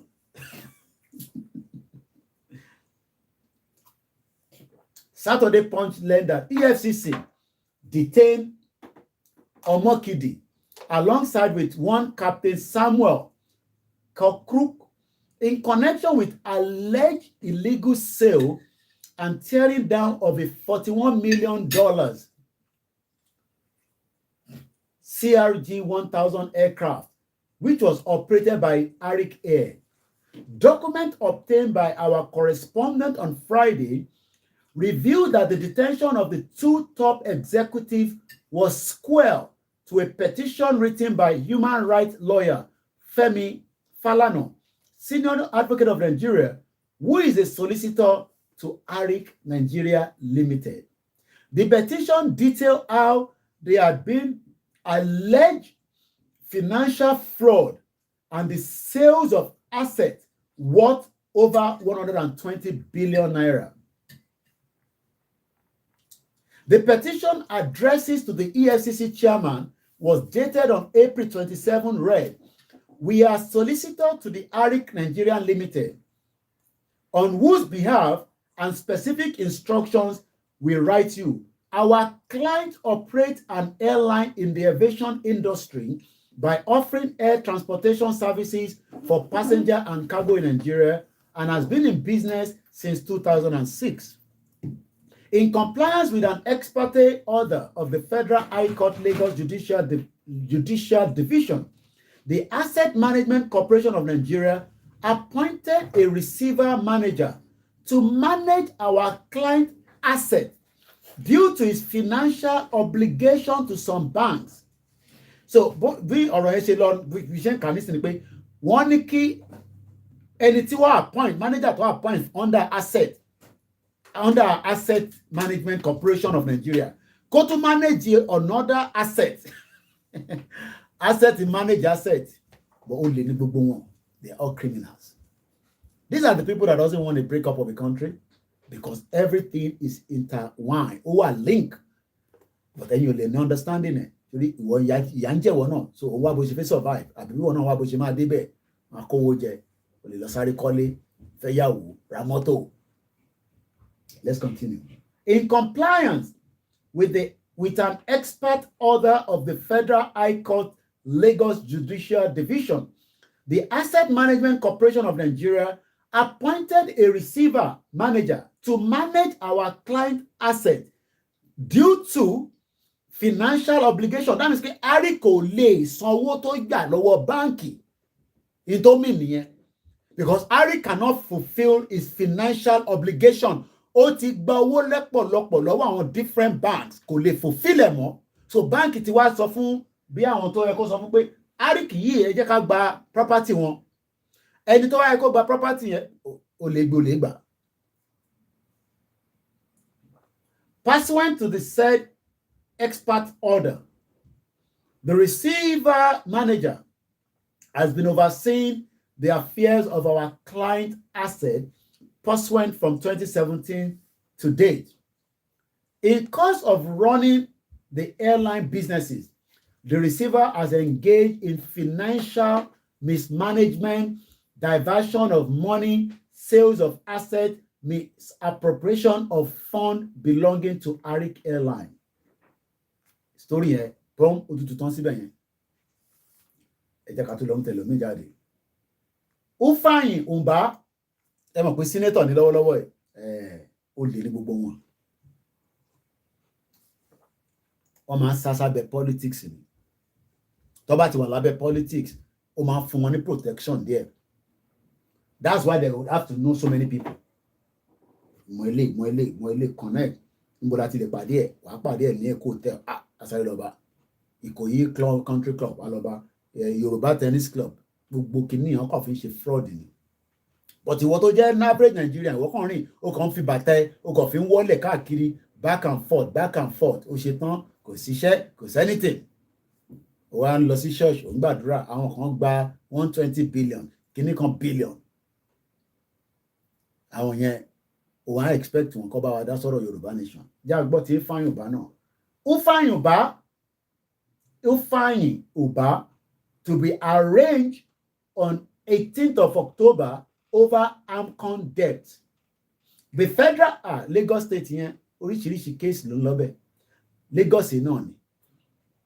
The Federal High Court sitting in Lagos has directed that criminal summon be issued on Senator Ifeanyi Ubah and his company Capital Oil and Gas Limited in charge number FHC L383C 2019, which is pending before Justice Nicholas Oyebo. Date on the article jáde. Okay, that's fine.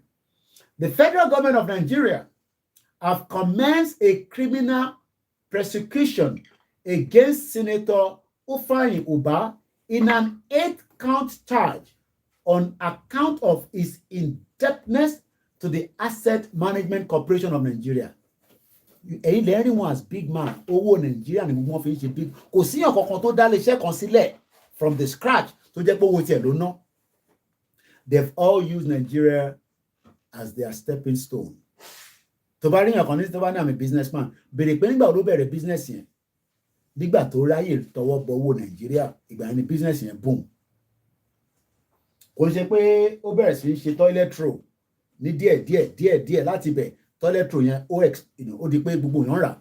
Kò ṣe pé ó bẹ̀rẹ̀ sí í ṣe ṣinṣin díẹ̀. No, it doesn't work like that. Ìtí gbogbo máa ń ṣe ni pé tó bá ti lè ní either a proxy bí gbogbo àwọn Adénúgà yẹn gbogbo àwọn proxies ni wọ́n ṣiṣẹ́ fún Babangida ni. Gbogbo wọn kọ́ pátá. Every single one of them, proxies. Wọ́n kọ́ ya àná owó yẹn máa ń pọ̀ gan. Wọ́n dẹ̀ mọ̀ pé tó wọ́n bá ṣe pọ̀ sí náà lọ gbọ́dọ̀ expand. So wàá kọ́ ni pé ọmọ Andy Ubah Capital Oil ọmọ big man thing. A dẹ̀ ní security tó pọ̀. Ó lè ra bulletproof mọ́tò méjì, òun á wà nù kan, ìyàwó á wà nù kejì. Àwọn ọlọ́pàá tó ń tẹ̀lé àwọn èèyàn sí nínú bulletproof. So tó bá tẹ̀ yìnbọn fún mọ́tò yẹn, òun á survive just like Pastor Sulaiman ṣe survive níjọ́sí.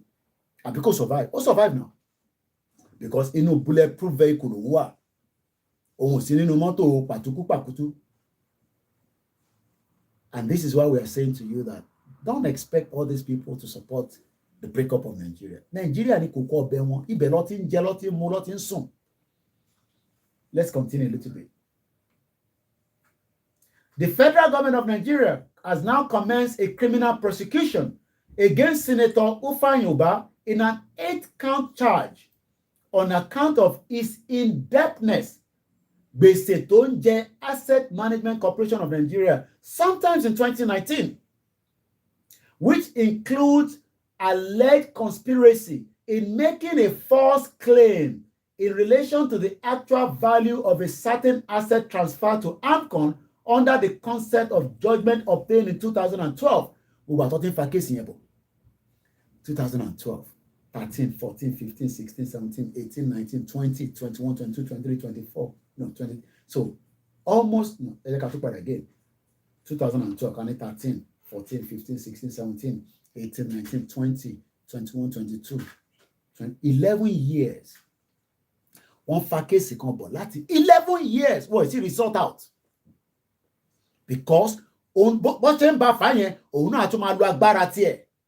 Bí wọ́n bá jí ṣinṣin nísìn, a gbé dé police station. Ọlọ́pàá gba etí ẹ̀ báwèrè, á nù ẹ̀ nínàkúnà. Àbí kò bá gbowó pọ́nmúlé lantern, wá lọ threaten ẹ̀. And this is what we are saying to you. Bẹ́ẹ̀ náà fẹ́ Yorùbá nation. Society tẹ̀ máa gbé lélẹ̀. Pàdí society. 11 years láti 2012 lọ ti ń bá Andy Ubah fà wàhálà. Kò tí sí solution títí di wákàtí. Òun náà ní lọ́yà, àgbà lọ́yà, a press button. Gbogbo àwọn tó bá mọ̀, wọ́n máa bá lọ́yà yẹn, wọ́n máa bá judge sọ̀rọ̀. Gbogbo àwọn judge yẹn náà wọ́n bá sọ̀rọ̀ náà. Owó wọn ló pàdé ní clubhouse. Gbogbo wọn lọ ní clubhouse tó ti ń pàdé náà. And you expect all these people to say we should. So even in Nigeria, àwọn tó fẹ́ jẹ́ kó pín ló pọ̀ jù. Because they don't want it to happen. Because tó bá ti ṣẹlẹ̀, wọ́n mọ̀ pé a máa mójútó ara wa dáadáa. Ẹni tó bá jalè, a lọ sí court. Bí ti kékeré máa dùn. Pápá. Àṣekésẹ̀, a close yẹn.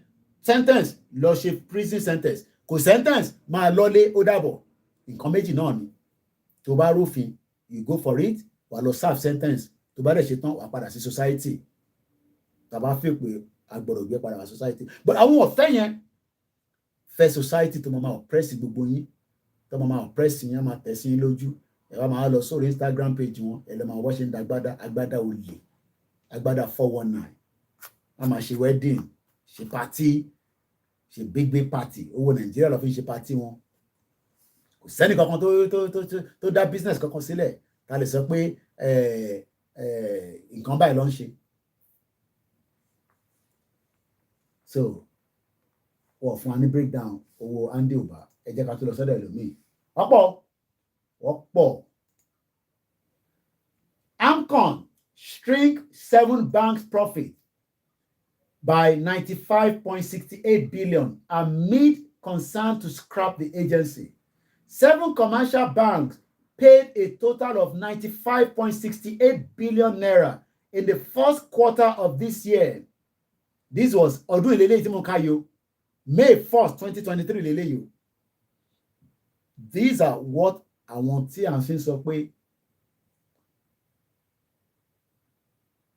ta ló ń confuse wa mẹ́ẹ̀ àbófẹ́ mú gbóyò ní tálẹ́ni náà ọmọ kì mo ti re ẹ má wọ̀rì máa dín pẹ̀lú ẹ̀ nísìn olórí burúkú somebody mo ti re ẹ má wọ̀rì máa dín pẹ̀lú ẹ̀ nísìn mo ń rí látẹ̀ nǹkan bọ̀ mo kàn torí pé ojú mi wà lórí screen ọmọ ti re olùṣe àwọn ọmọ ìyá onítìrì ní born bastard olórí burúkú somebody born bastard olùṣe ṣé ìwà gẹ́gẹ́ bí platform ìjìnlẹ̀ Marcus àbí platform Wálé Àlè àbí ṣé ẹ kó rí bẹ̀tẹ̀ ti ṣe pé fún gbogbo yín tẹ́lẹ̀ níwẹ̀ èèyàn olùṣe èèyàn mọ kéékèèké èèyàn máa lè mo tètè mọ̀ pé wọ́n disturb wa ni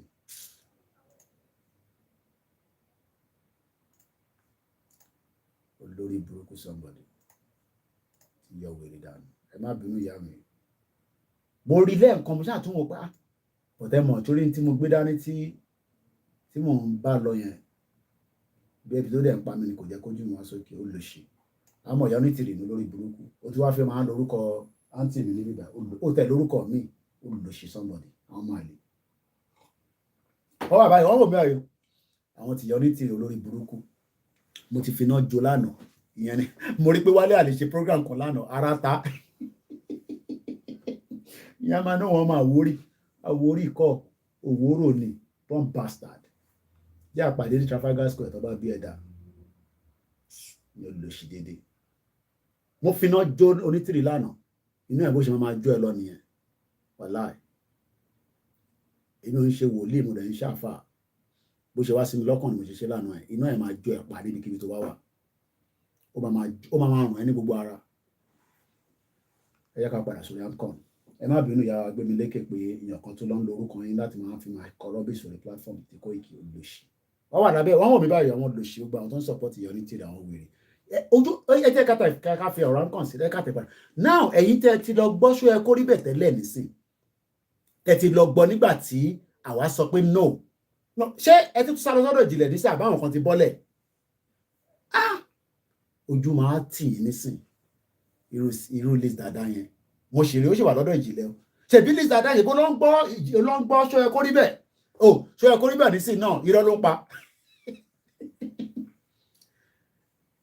ọmọ àwórí ọmọ àlè Wálé Àlè yẹn máa ń ka lára gan tí bá ti àwọn kankan wà tí máa ń ṣe níbà mo rí ó reference mi lánàá dẹ̀ lòṣì if you Ekoribe see money and traffic she won't talk out mo program ṣe Ekoribe lánàá bí àwọn 34 ló wà lórí program yẹn ó yà pọ̀ tẹ́tí bí wọ́n ti restate Facebook ẹ̀ mo yára tó fi sórí screen ẹ̀ lánàá tó ń ṣe ó rà pé jẹ́ tàbánà ni tó ní Facebook kò jẹ́ kó òun screen bí àwọn ọmọ ìyá onítìrì ti lọ report ẹ̀ gbogbo ẹ̀yin tí ẹ wà lábẹ́ ṣó Ekoribe nígbà tó ń bú àwa tó ń reference sí wa now tí ṣó Ekoribe náà ti wá ń sọ pé olórí burúkú ni ìyá onítìrì ní born bastard ni ibo lẹ fẹ́ fojú sí nísìn ó kẹ́ ti sá lọ sábẹ́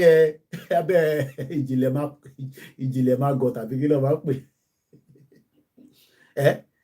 ìyẹn bàbá gaimani ẹ ṣáà máa study ẹ bó ṣe máa wò ní a máa wò báyìí ó ń pretend bí àtẹ́pẹ́ òun ni the best láàrin gbogbo wa ìyẹn ìjìnlẹ̀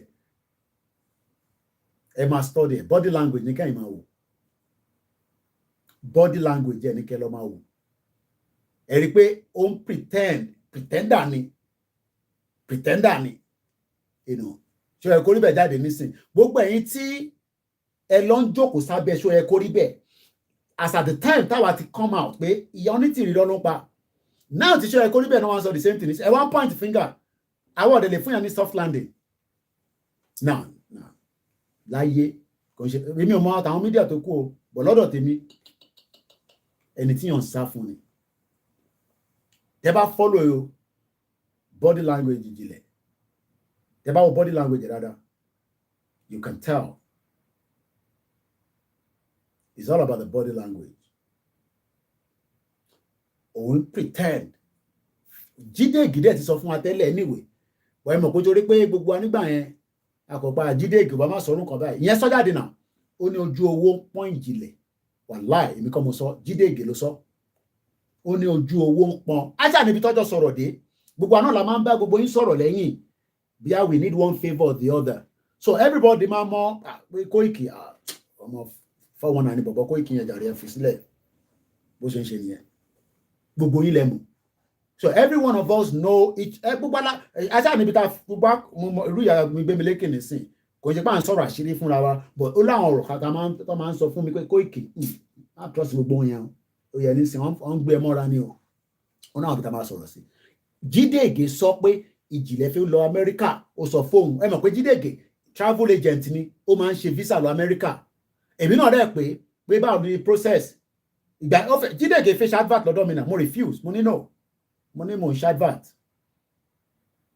mo ní mo kì í gba advert because ó máa ń polówó advert kódà ìgbà yẹn gan sẹ̀ ta máa ń ṣe Yorùbá World Media Together yẹn wọ́n máa ń promote advert ẹ̀ gbogbo ilẹ̀ ṣàmùnà pé Jídé Ìgè kò sí pẹ̀lú amọ́nísìn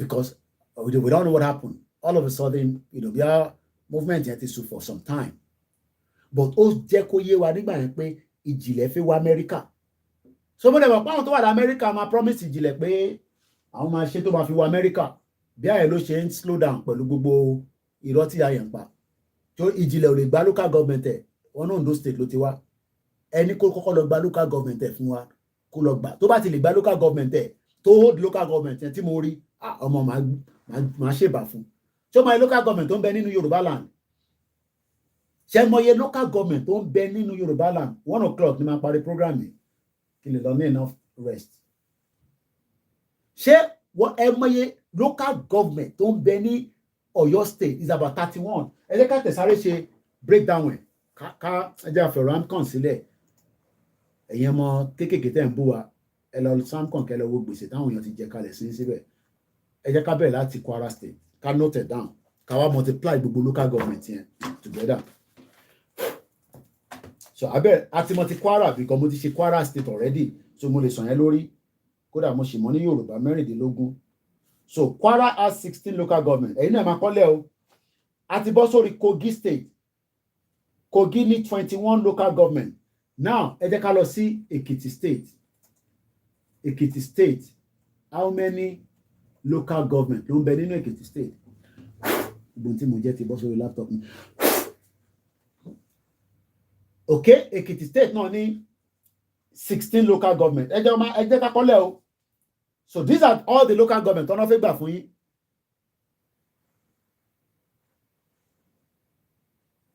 tatolo tún impersonate níbẹ̀ yẹn mo tún rí Ọlákúnlé as block ọmọ àlè impersonating òṣìyẹn okay ṣe Koribe said because they accuse her of stealing money tó bá accuse ẹ̀ so kò ní jáde Mokeja remains good for the past 15 years no electricity in Ìjìnlẹ̀ Maggot area kó tẹ̀ kọ́kọ́ lọ bá gba local government ẹ̀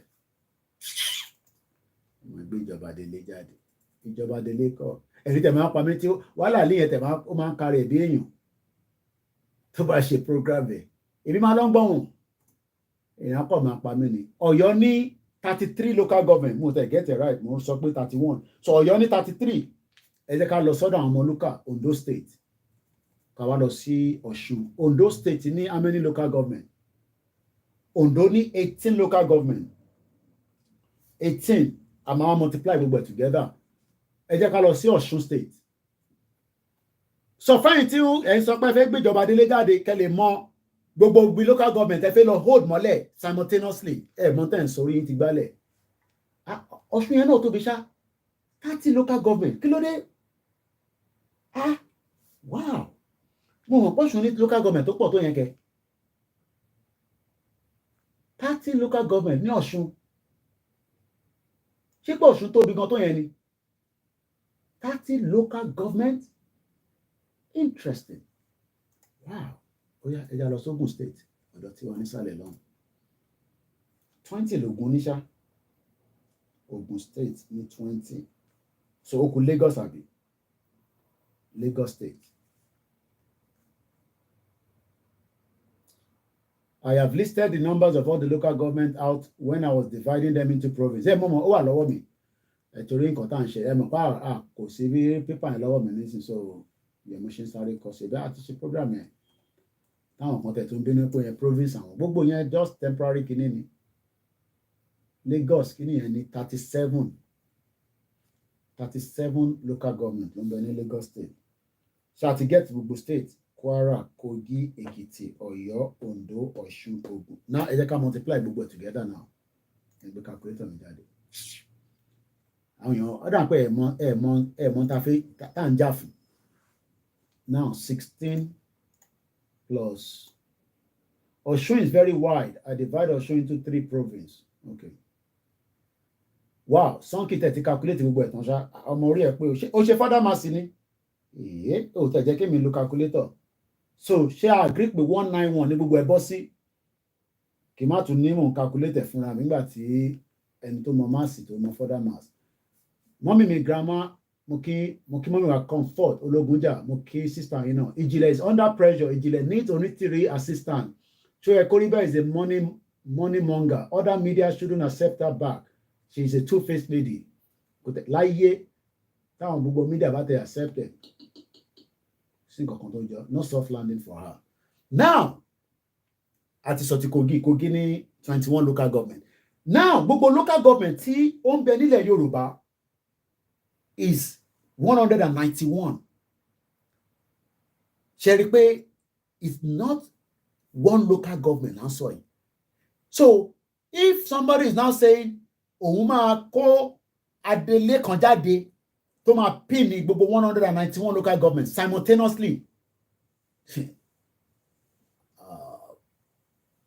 rí pé ọ̀rọ̀ yẹn kò make sense in reality. And this is why we are saying to our people, ẹ̀wọ̀n tó bá jẹ́ pé wọ́n ṣì ń ṣe awareness and campaign, but there's just that agenda láti fi convert ìtagbé dání. Mo kí mọ́mí wa Ògúnnífíkẹ́ Òjìnfíkẹ́ Mukima. What of worry? Èmi ò mọ̀ pa yẹn o. Ṣé worry wà lọ́dọ̀ tiwa náà ni? Ìyàn kan tún ní what of worry side. Àwọn Ẹdó kọ́ nìyẹn lẹ́sàn yẹn. Bishop ìyàn kan béèrè pé Ẹdó ń kọ́ Ẹdó ni worry. For now, according to bó ṣe break Nigeria down, tí ẹ bá sọ pé ẹ fẹ́ tún mú in tí kò sí lára lẹ̀ Yorùbá based on in tó wà lábẹ́ òfin àgbáyé ti United Nations, ẹ ti fẹ́ encroach ilẹ̀ onílẹ̀ nìyẹn. Lọ́jọ́ wájú àwọn irú àwọn Ẹdó yẹn, they can decide that pé yes àwọn fẹ́ tẹ̀lé Yorùbá. Tó bá náà wọ́n tẹ̀lé Yorùbá, a lè force wọn nítorí pé based on Nigeria nísìn wọ́n classify wọn as Yorùbá side. Based on Nigeria quote and unquote bí Nigeria ṣe operate nísìn wọ́n calculate Edo as part of Yorùbá.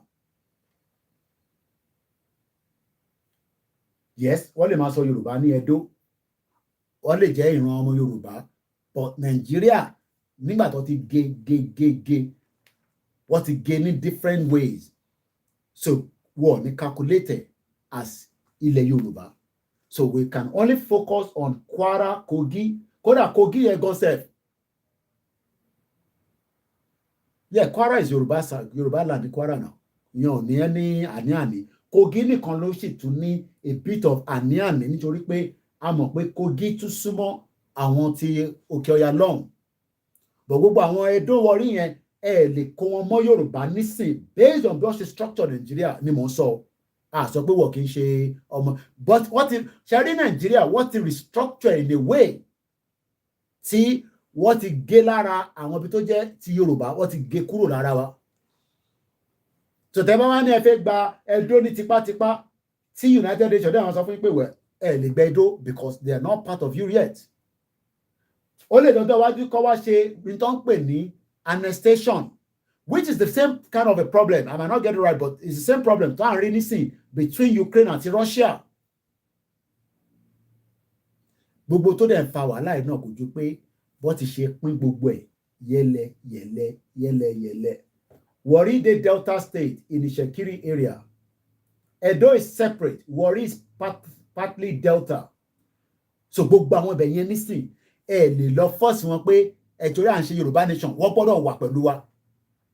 Ọ̀rọ̀ Nigeria map bó ṣe design ẹ̀ kódà ẹ rántí pé Nigeria gan sọ fún wa pé gbogbo population wa nínú Nigeria is about 22 million Yorubas. So, and it's not about even the population. That is more than enough to say, yes, 32 million yẹn tó láti ṣe kí ni láti sọ pé òun fẹ́ Yorùbá nation. A ní territory, but the only thing ni pé ẹ lè lọ máa mú territory míì mọ́ territory yín kẹwàá náà ṣe Yorùbá nation. Automatically, it's not going to be accepted under international law. Ó lè dọjọ́ iwájú káwọn èèyàn sọ pé yes, torí pé àti charity by the time tí Nigeria bá dissolve, everybody will determine where they want to stay. Tí àwọn èèyàn bá ní yes, a fẹ́ tẹ̀lé yín lọ, kò sí nǹkan tí a máa ṣe sí, wọ́n máa tẹ̀lé wa náà lọ. It's because what is chop it. Edo and Delta State are formerly Midwest region. They can be a country on their own. Kò sẹ́ni kankan tó ní ibì kan ṣe ilẹ̀ Yorùbá. But I am saying that bí Nàìjíríà ṣe wà nísìn, ẹ lè mú wọn pé ilẹ̀ Yorùbá ni wọ́n. Èmi ń sọ̀rọ̀ from the perspective of bí wọ́n ṣe gbé Nàìjíríà síwájú àgbáyé. Yes, láàrin ara wa a mọ̀ yẹn, but wọ́n mọ Warri as Yorùbá land ní international level. Láàrin ara wa la ti ń sọ yẹn. Anita dẹ̀ ń ṣe nísìn kò ń ṣe láàrin ara wa. We are talking about, yes, like I said, there could be a referendum that could bring them back. Even in Nigeria back there, dissolve concept, there might not really be a referendum for such. But as it is right now, actually Warri Yoruba land ni, I'm not Warri sinu Yoruba movement. And waste time around here. It's as simple as that. It doesn't work like that. That is my own understanding. It doesn't work like that. So we must accept what we have right now. Work with what we have. Work with what we have. We have more than enough to tell the world that Ali Daduro, based on àwọn tá ṣì ní lọ́wọ́ yìí. But about me, if I move Warri more, if I it's serious, but I go love me. I can waste time. I can waste time. It's as simple as that. Ká kọ́kọ́ sì mú eléyìí tó jẹ́ ilé ká fẹ́ mú yẹn náà. Àti Nigeria bá dẹ̀ dissolve in a way débi pé ó break in a way that anybody can now say, àwa ti Warri o, ọmọ Yorùbá ni wá, ẹ má fi wá sẹ́yìn o. Yes. But kẹwàá máa ní ẹ fẹ́ mú Edo, ẹ fẹ́ present ẹ fún United Nations. À ń ṣeré ipá nìyẹn. It cannot. They've actually cut out the whole Nigeria in a way that it is not the way it was about. So, interconnectionism ni pé ká manage 199. I mean, that's a big number anyway. We have 191 local government subject to all the states that are required. We can manage with that. But in the future, there will still be other deliberation. So that is just my own understanding. I need to accept it there, but that is just my own understanding, because we are talking about one of the main important aspects of asking for self-determination is territory. And you cannot take any other body's territory to international community or something. Yes, I want more, definitely, but international community doesn't know that.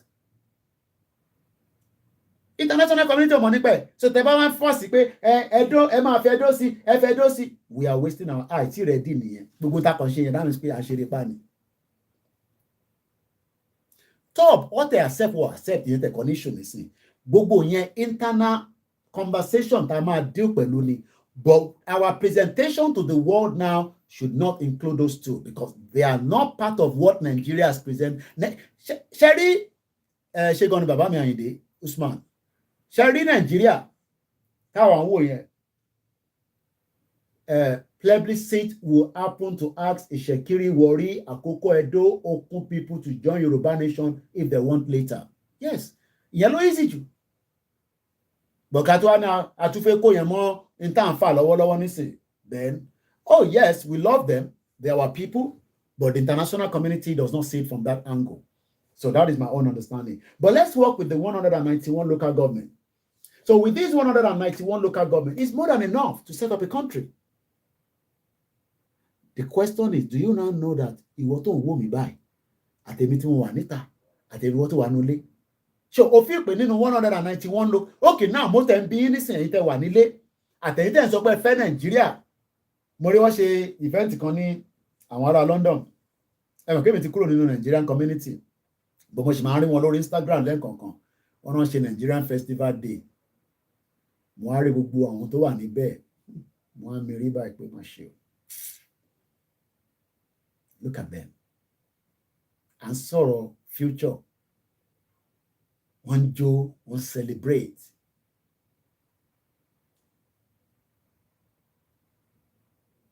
Wọ́n jó, wọ́n celebrate.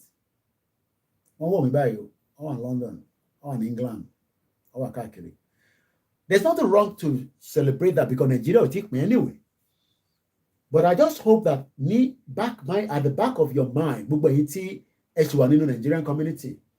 Lótìtọ́, àwa wà far away from home, 6,000 kilometers, tabanika break it down ní kilometer. Thank you to that pé maize good ló fún mi ní breakdown yẹn.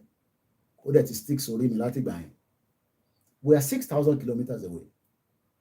But ṣé wọ́n kó wọn àwọn tá à ń bì? Àwọn tá à ń bì? Oníwọ̀nba ta lè hold wọn mọ́, especially ní Europe. Tó bá tẹ̀jẹ́ Nàìjíríà ó sì lè máa fagídí Igbo àbágídí Yorùbá àbágídí Haúsá máa fi ṣàkárá wọn. Táwọn ọmọ yẹn bá ti ń pé 18 tẹ́ ẹ̀ bá jọ ní cordial relationship forget ọmọ yẹn ti lọ dànù. But ìjọ kan wá kàn gbọ́ pé wọ́n ti kidnap ọmọ ẹ̀ àbọ̀mọ ẹ̀ lọ Nàìjíríà. Sórí ìwọ tí à ń sọ̀rọ̀ pé Nàìjíríà yẹn ò dáa future pé ẹ̀yin náà pé Nàìjíríà máa dá yẹn àwọn ọmọ yín ló máa ṣàkóbá fún yín.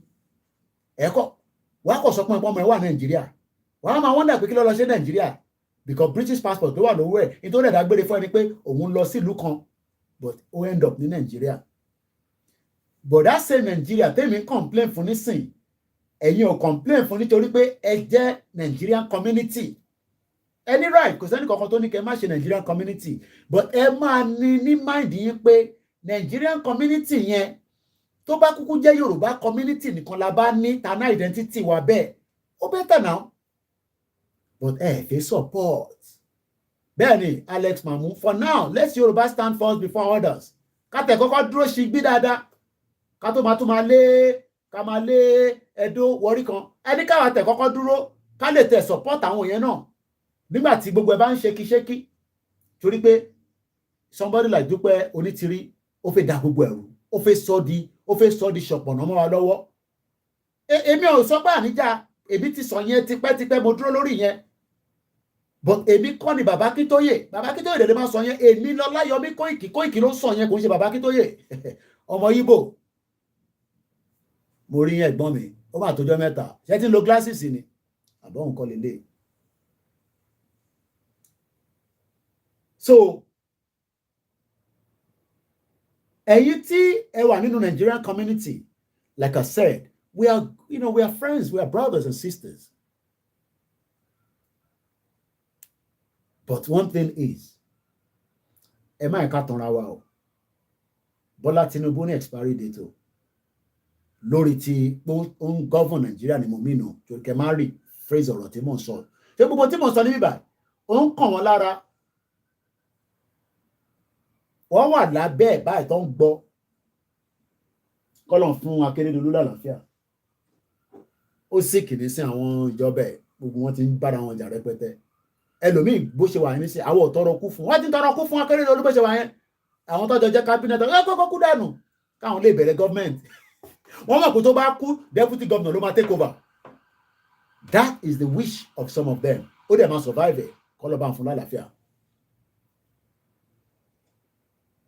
Ìwọ deputy governor wọ́n dẹ̀ ti gbé report ẹ̀ wá bá mi toríjọ́ tí mò ń sọ̀rọ̀ àwọn kan rò pé bóyá mò ń bá kẹ́ni wọ́n ní èmi mọ̀ wọ́n rí ni kíní kàn mí pẹ̀lú wọn wọn ló lè níwọ̀n náà wọn náà Akérédolú tó lọ nísìn gbogbo bí wọn náà ṣe máa sáré àdúrà àkókò tẹ̀ kú sí Germany níbi tó ti ń fi ìtọ́jú sí. Our pareto is 8 minutes. So we have enough to work with. Mo béèrè question kan mo ní as at now 191 local government la ní gbogbo ilẹ̀ Yorùbá. Iṣẹ́ wo ló ń ṣe fún wa?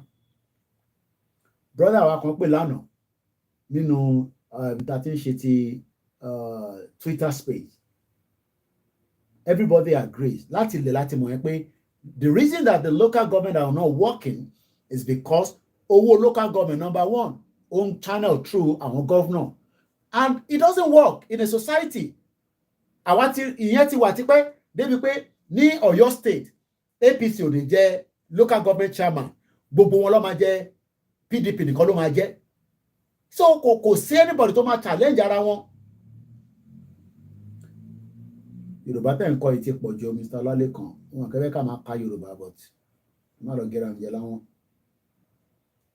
Tí gbọ́n kan ní mò ń sọ it's like pé gbogbo àwọn gọ́vnọ̀ yín ní gbogbo state tí party kan bá ń rule àwọn nìkan ló ń jẹ́ local government chairman. I mean ìyẹn ṣe fairness mọ́ náà ìyẹn ṣe fairness mọ́ that means pé ẹ fẹ́ jẹ́ kí the next party kó mọ tẹ́ ń ṣe.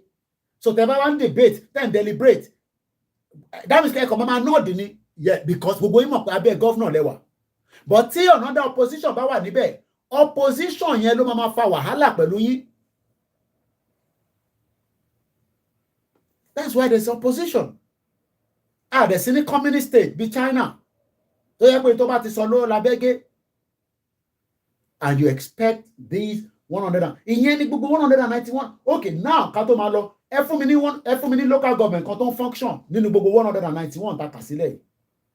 This is Kwara, Kogi, Ekiti, Ọ̀yọ́, Ondo, Ọ̀ṣun, Ògùn, Lagos. Ẹ má tún mọ̀ ọ̀nà kìíní kan Edo nǹkan kan mo fẹ́ gbọ́ yẹn nísìn for now. Based on eléyìí ni mo sọ̀rọ̀ lórí 191 local government sọ ẹyọ kan tó ń function fún mi láti 24 years. Ní pé torí Tinubu wà níbẹ̀ ẹ jẹ́ àdá padà sí láti 1999 torí pé Tinubu náà ṣe ní 1999 ẹ fún mi ní ẹyọ kan tó ń function kí dẹ̀ lọ check ẹ̀. Àìdẹ̀ lọ wo rẹ́kọ̀dì yẹn láti 1999 pé ó sì wà till date ó wà okay títí dé Lagos State yìí info@koikimedia.com ẹ send ẹ sí mi.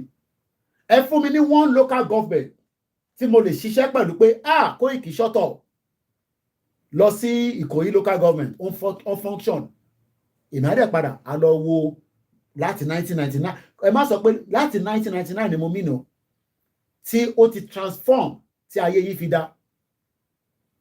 So tíyàn bá wá work so ẹ wá feel pé within the time frame tí Tinubu ní a make sure pé gbogbo àwa tí a bẹ tí a ń pè ní 191 títí dé Ìjẹ̀bú Òde local government ṣẹ̀fí ipò máa wá ó máa ṣiṣẹ́ mò ń béèrè ní o èmi ń béèrè ní o torí pé ẹ̀yin tẹ́ ń sọ fún wa pé ká lọ ṣe sùúrù kí Tinubu fi settle down kó fi ṣe Koiki. I'm telling you that Tinubu, I cannot fix this Nigeria anymore. Nigeria is gone. Ẹ ṣé gan ni. So this is the message again this morning. And I hope some of you will understand the message. Mo kẹ́ ìtẹ́ wà lórí our MixLR platform. Mo rí comment yìí kà lẹ́yìn àríkà lánàá.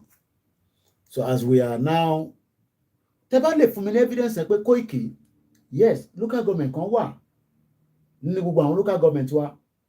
Ó lè má perform bí wọ́n ṣe ń sọ yẹn, but ó perform díẹ̀. Ẹ jẹ́ ká mọ̀. We will appreciate it. because reason tí gbogbo àwọn local government yẹn ò ṣe perform ni pé governor ló ń control gbogbo local government chairman yín àbí àwọn tó ń pè ní bí a temporary ó ṣàlórúkọ tó máa ń pè wọ́n kódà even brother yẹn sọ fún wa lánàá pé even up to mo kọ́kọ́ yẹ yẹn ni ó rà pé bí a 2012 or 2 or something like that ló ní INEC ti ní caretaker yes ẹ ṣe gan Mr. Adekunle àbá ẹni ṣẹ́rí Yorùbá ní gbogbo wa whether we agree on the same thing or not ìyẹn matter but what we want is a better life okay gbogbo wàhálà tá à ń ṣe nísìnyí kí la fẹ́ better life náà nìyà better life for rural women ìyẹn tí ọ̀rẹ́ Babangida gbé wọlé ọ̀fikowó jẹ náà ni I just want a better life tí better life bá wà tí wọn náà ń gbádùn tèmi náà ń gbádùn tàbá lè jọ ṣe business èmi náà fi ṣe business opportunity wà lóòótọ́ ní Nàìjíríà but risk yẹn ó ti pọ̀ jù the risk yẹn ti pọ̀ jù kò rí ẹṣẹ́ ìlú tẹ́ pé ó wà stable tó ní stability tí Tinubu bá bá wa stabilize for 4 years tó tún rọ̀ another 4 years ṣe but a sì dúró lórí 4 years náà tí málà bá dé tó tún destabilize so ṣé n tó ń sọ fún mi ní sípò òkè Koiki ò bá má dẹ̀ ronú bẹ́ẹ̀ yẹn o tẹ̀ fún Tinubu láyè okay mo ti agree just for argument's sake ó dà mo wá bẹ̀rẹ̀ ṣe business ní Nàìjíríà Tinubu ti débẹ̀ ọmọ àwa la ní border kí ni mo lè send sílé kí ni mo lè sáré rà kí mi náà establish business mo wá lọ wá owó èmi àti ẹ̀gbọ́n mi Ṣẹ́gun Ọ̀nà àwa jọ sign agreement mo ní ẹ̀gbọ́n mi Ṣẹ́gun Ọ̀nà mo kàn fi ń ṣe example ni ìyá mi gbé mi lẹ́kọ̀ọ́ yẹ súnmọ́ bíbá ẹja raise x amount of money ẹ mọ̀ pé èmi ní Koikimedia èmi ò lè sá lọ ẹ mọ̀ pé wọ́n ọmọ ẹ̀yìn ẹja ṣe business ní Nàìjíríà àwa lọ invest sí Nàìjíríà and we are doing very well à ń ṣe díẹ̀ torí pé ìjọba Tinubu ó ń favour policy now tó bá wá parí 4 years àwa máa gbàdúrà pé Ọlọ́run jẹ́ kí Tinubu ti wọlé again kí PDP tó bá tó wá lọ wọlé so now ṣé after 8 years tí power bá padà sí north gbogbo policy títí mọ̀ tó ń pè policy ni ìjọba kan máa dé máa cancel gbogbo policy n tó pè ní president nìyẹn ó máa cancel policy tí Tinubu ti ń ṣe bọ̀ tèmi ẹ̀ ti lọ fi gba owó ní báǹkì ní bíbá on behalf of àwọn ẹ̀gbọ́n mi méjèèjì àti ìyá mi ní bíbá tí a kó lọ sí Fìdípọ̀tẹ̀ tí mo ní mo kàn fi lọ máa ṣe nǹkan kékeré kó even nǹkan kó tẹ̀ protect wa pé Koiki ó dá máa bọ̀ ẹ wá ṣe farming ìwọ nìkan máa fún ẹ ní security ó dá torí pa ariwo tó ń pa òkè pé torí wọ́n jẹ́ public figure kọ́ mi public figure tó dẹ̀ rí bẹ́ẹ̀ lóòótọ́ ṣé tó bá wá ṣe tán ní 8 years ṣé màá wá pa business yẹn rẹ màá tún padà wá sí London màá tún máa wá pariwo ṣe rí pé kò make sense ṣe rí pé reason tí a ṣe wà concern nìyẹn kò ní make sense because in tó ń jà fún tó fẹ́ fi survive wa fún 8 years nínú 191 local government yìí bí ìjọba kan bá tún dé wàláì with one statement tí government yẹn bá sọ gbogbo wàhálà tí Tinubu ṣe ó fagilé as simple as that and we will now start all over again Ọlọ́run já ṣe wàhálà dànù so yes ìjọba ni pé kó tọ́jú yín níbo ni owó mi wà tí màá fi wọ̀nyí ká tó máa lọ àárọ̀ yìí ó tún drop by 5 naira owó tó ń wò yìí woman tó máa ń send owó sí mi pé tí bá fẹ́ send owó láràárọ̀ ni bí a mo dẹ̀ tú ẹjẹ̀ ń wò bí a mo right àbí mo wrong orúkọ ẹ̀dá ìyá ẹ̀ wá lọ́ọ̀ máa mú wa mo kíyà mi mú tẹ̀ kí wọn látẹ̀mọ́ṣá kí a tó gbé mi lọ mo kíyà Janet Fashaki kó gbogbo gbà mo kí wọ́nyàn àfà mo kí Sister Elena mo kí Alájà Bàrúwá mo kí mọ́mí wa Alájà Adéyẹyẹ mọ́mí wa Mrs. Ojo mo kí ẹ̀yin GR1 Alájà Irat mo kí gbogbo yín gbọ́ ní mo máa ti send a message láàárọ̀ ẹ̀ náà kákọ̀ wo ọ̀kẹ́ òlélẹ̀.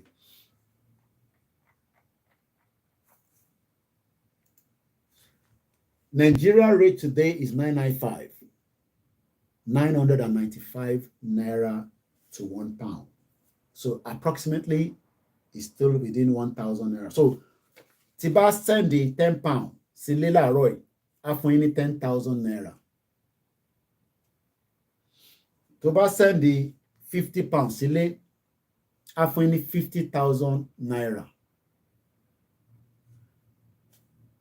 ẹ̀yin èèyàn wa nílé kò sẹ́ni kankan tó ń bá gọ́ọ̀mẹ̀ntì jà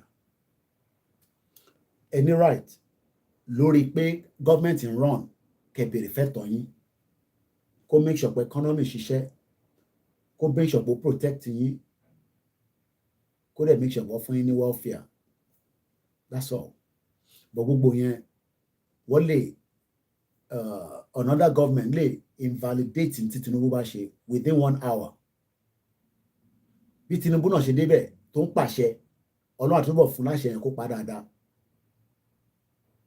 bàbá wa di magic mú kí but gbogbo yẹn temporary measure ni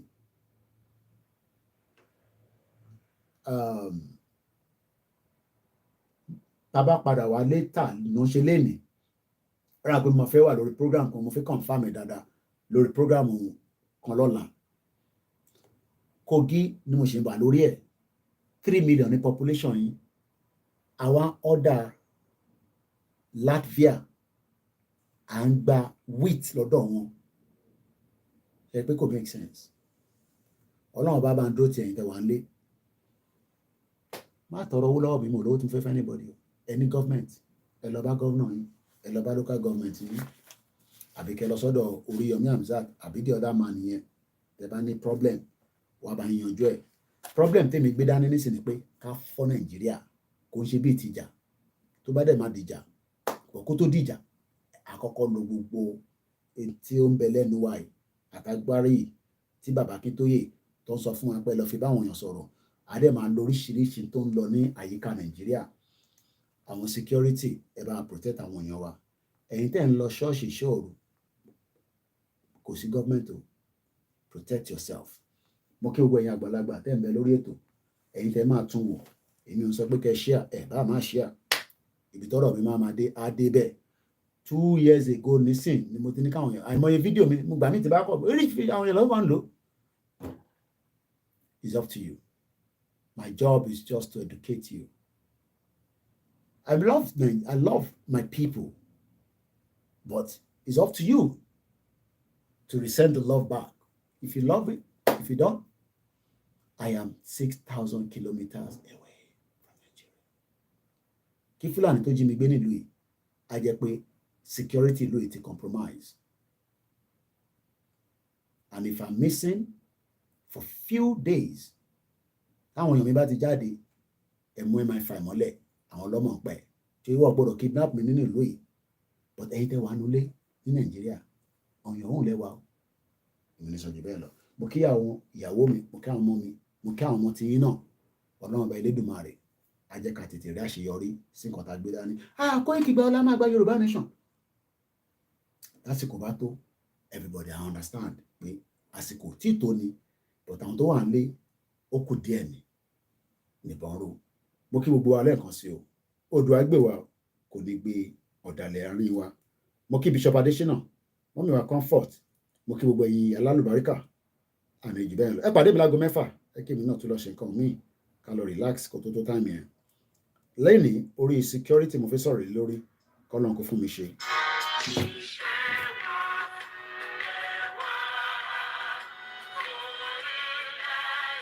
Bíwá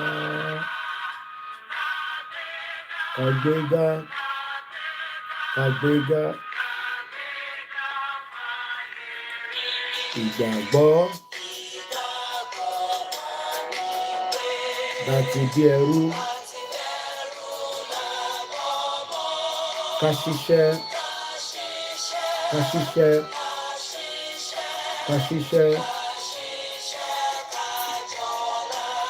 ìṣọ̀kan ní kẹjẹ́ tẹ̀síwájú fọ́pọ̀ ire àtòrun àwọn ọmọ Odùduwà bọ́ sí ipò ìwọ ni ìmọ́lẹ̀ ògo adúláwọ̀ àwa ni ìmọ́lẹ̀ ògo adúláwọ̀ aago 6 lágbára Elédùmarè ìtàmà sọ̀rọ̀ lé lórí òun náà ni can the new service chiefs restore security back to Nigeria? Have a very good afternoon. Bye for now.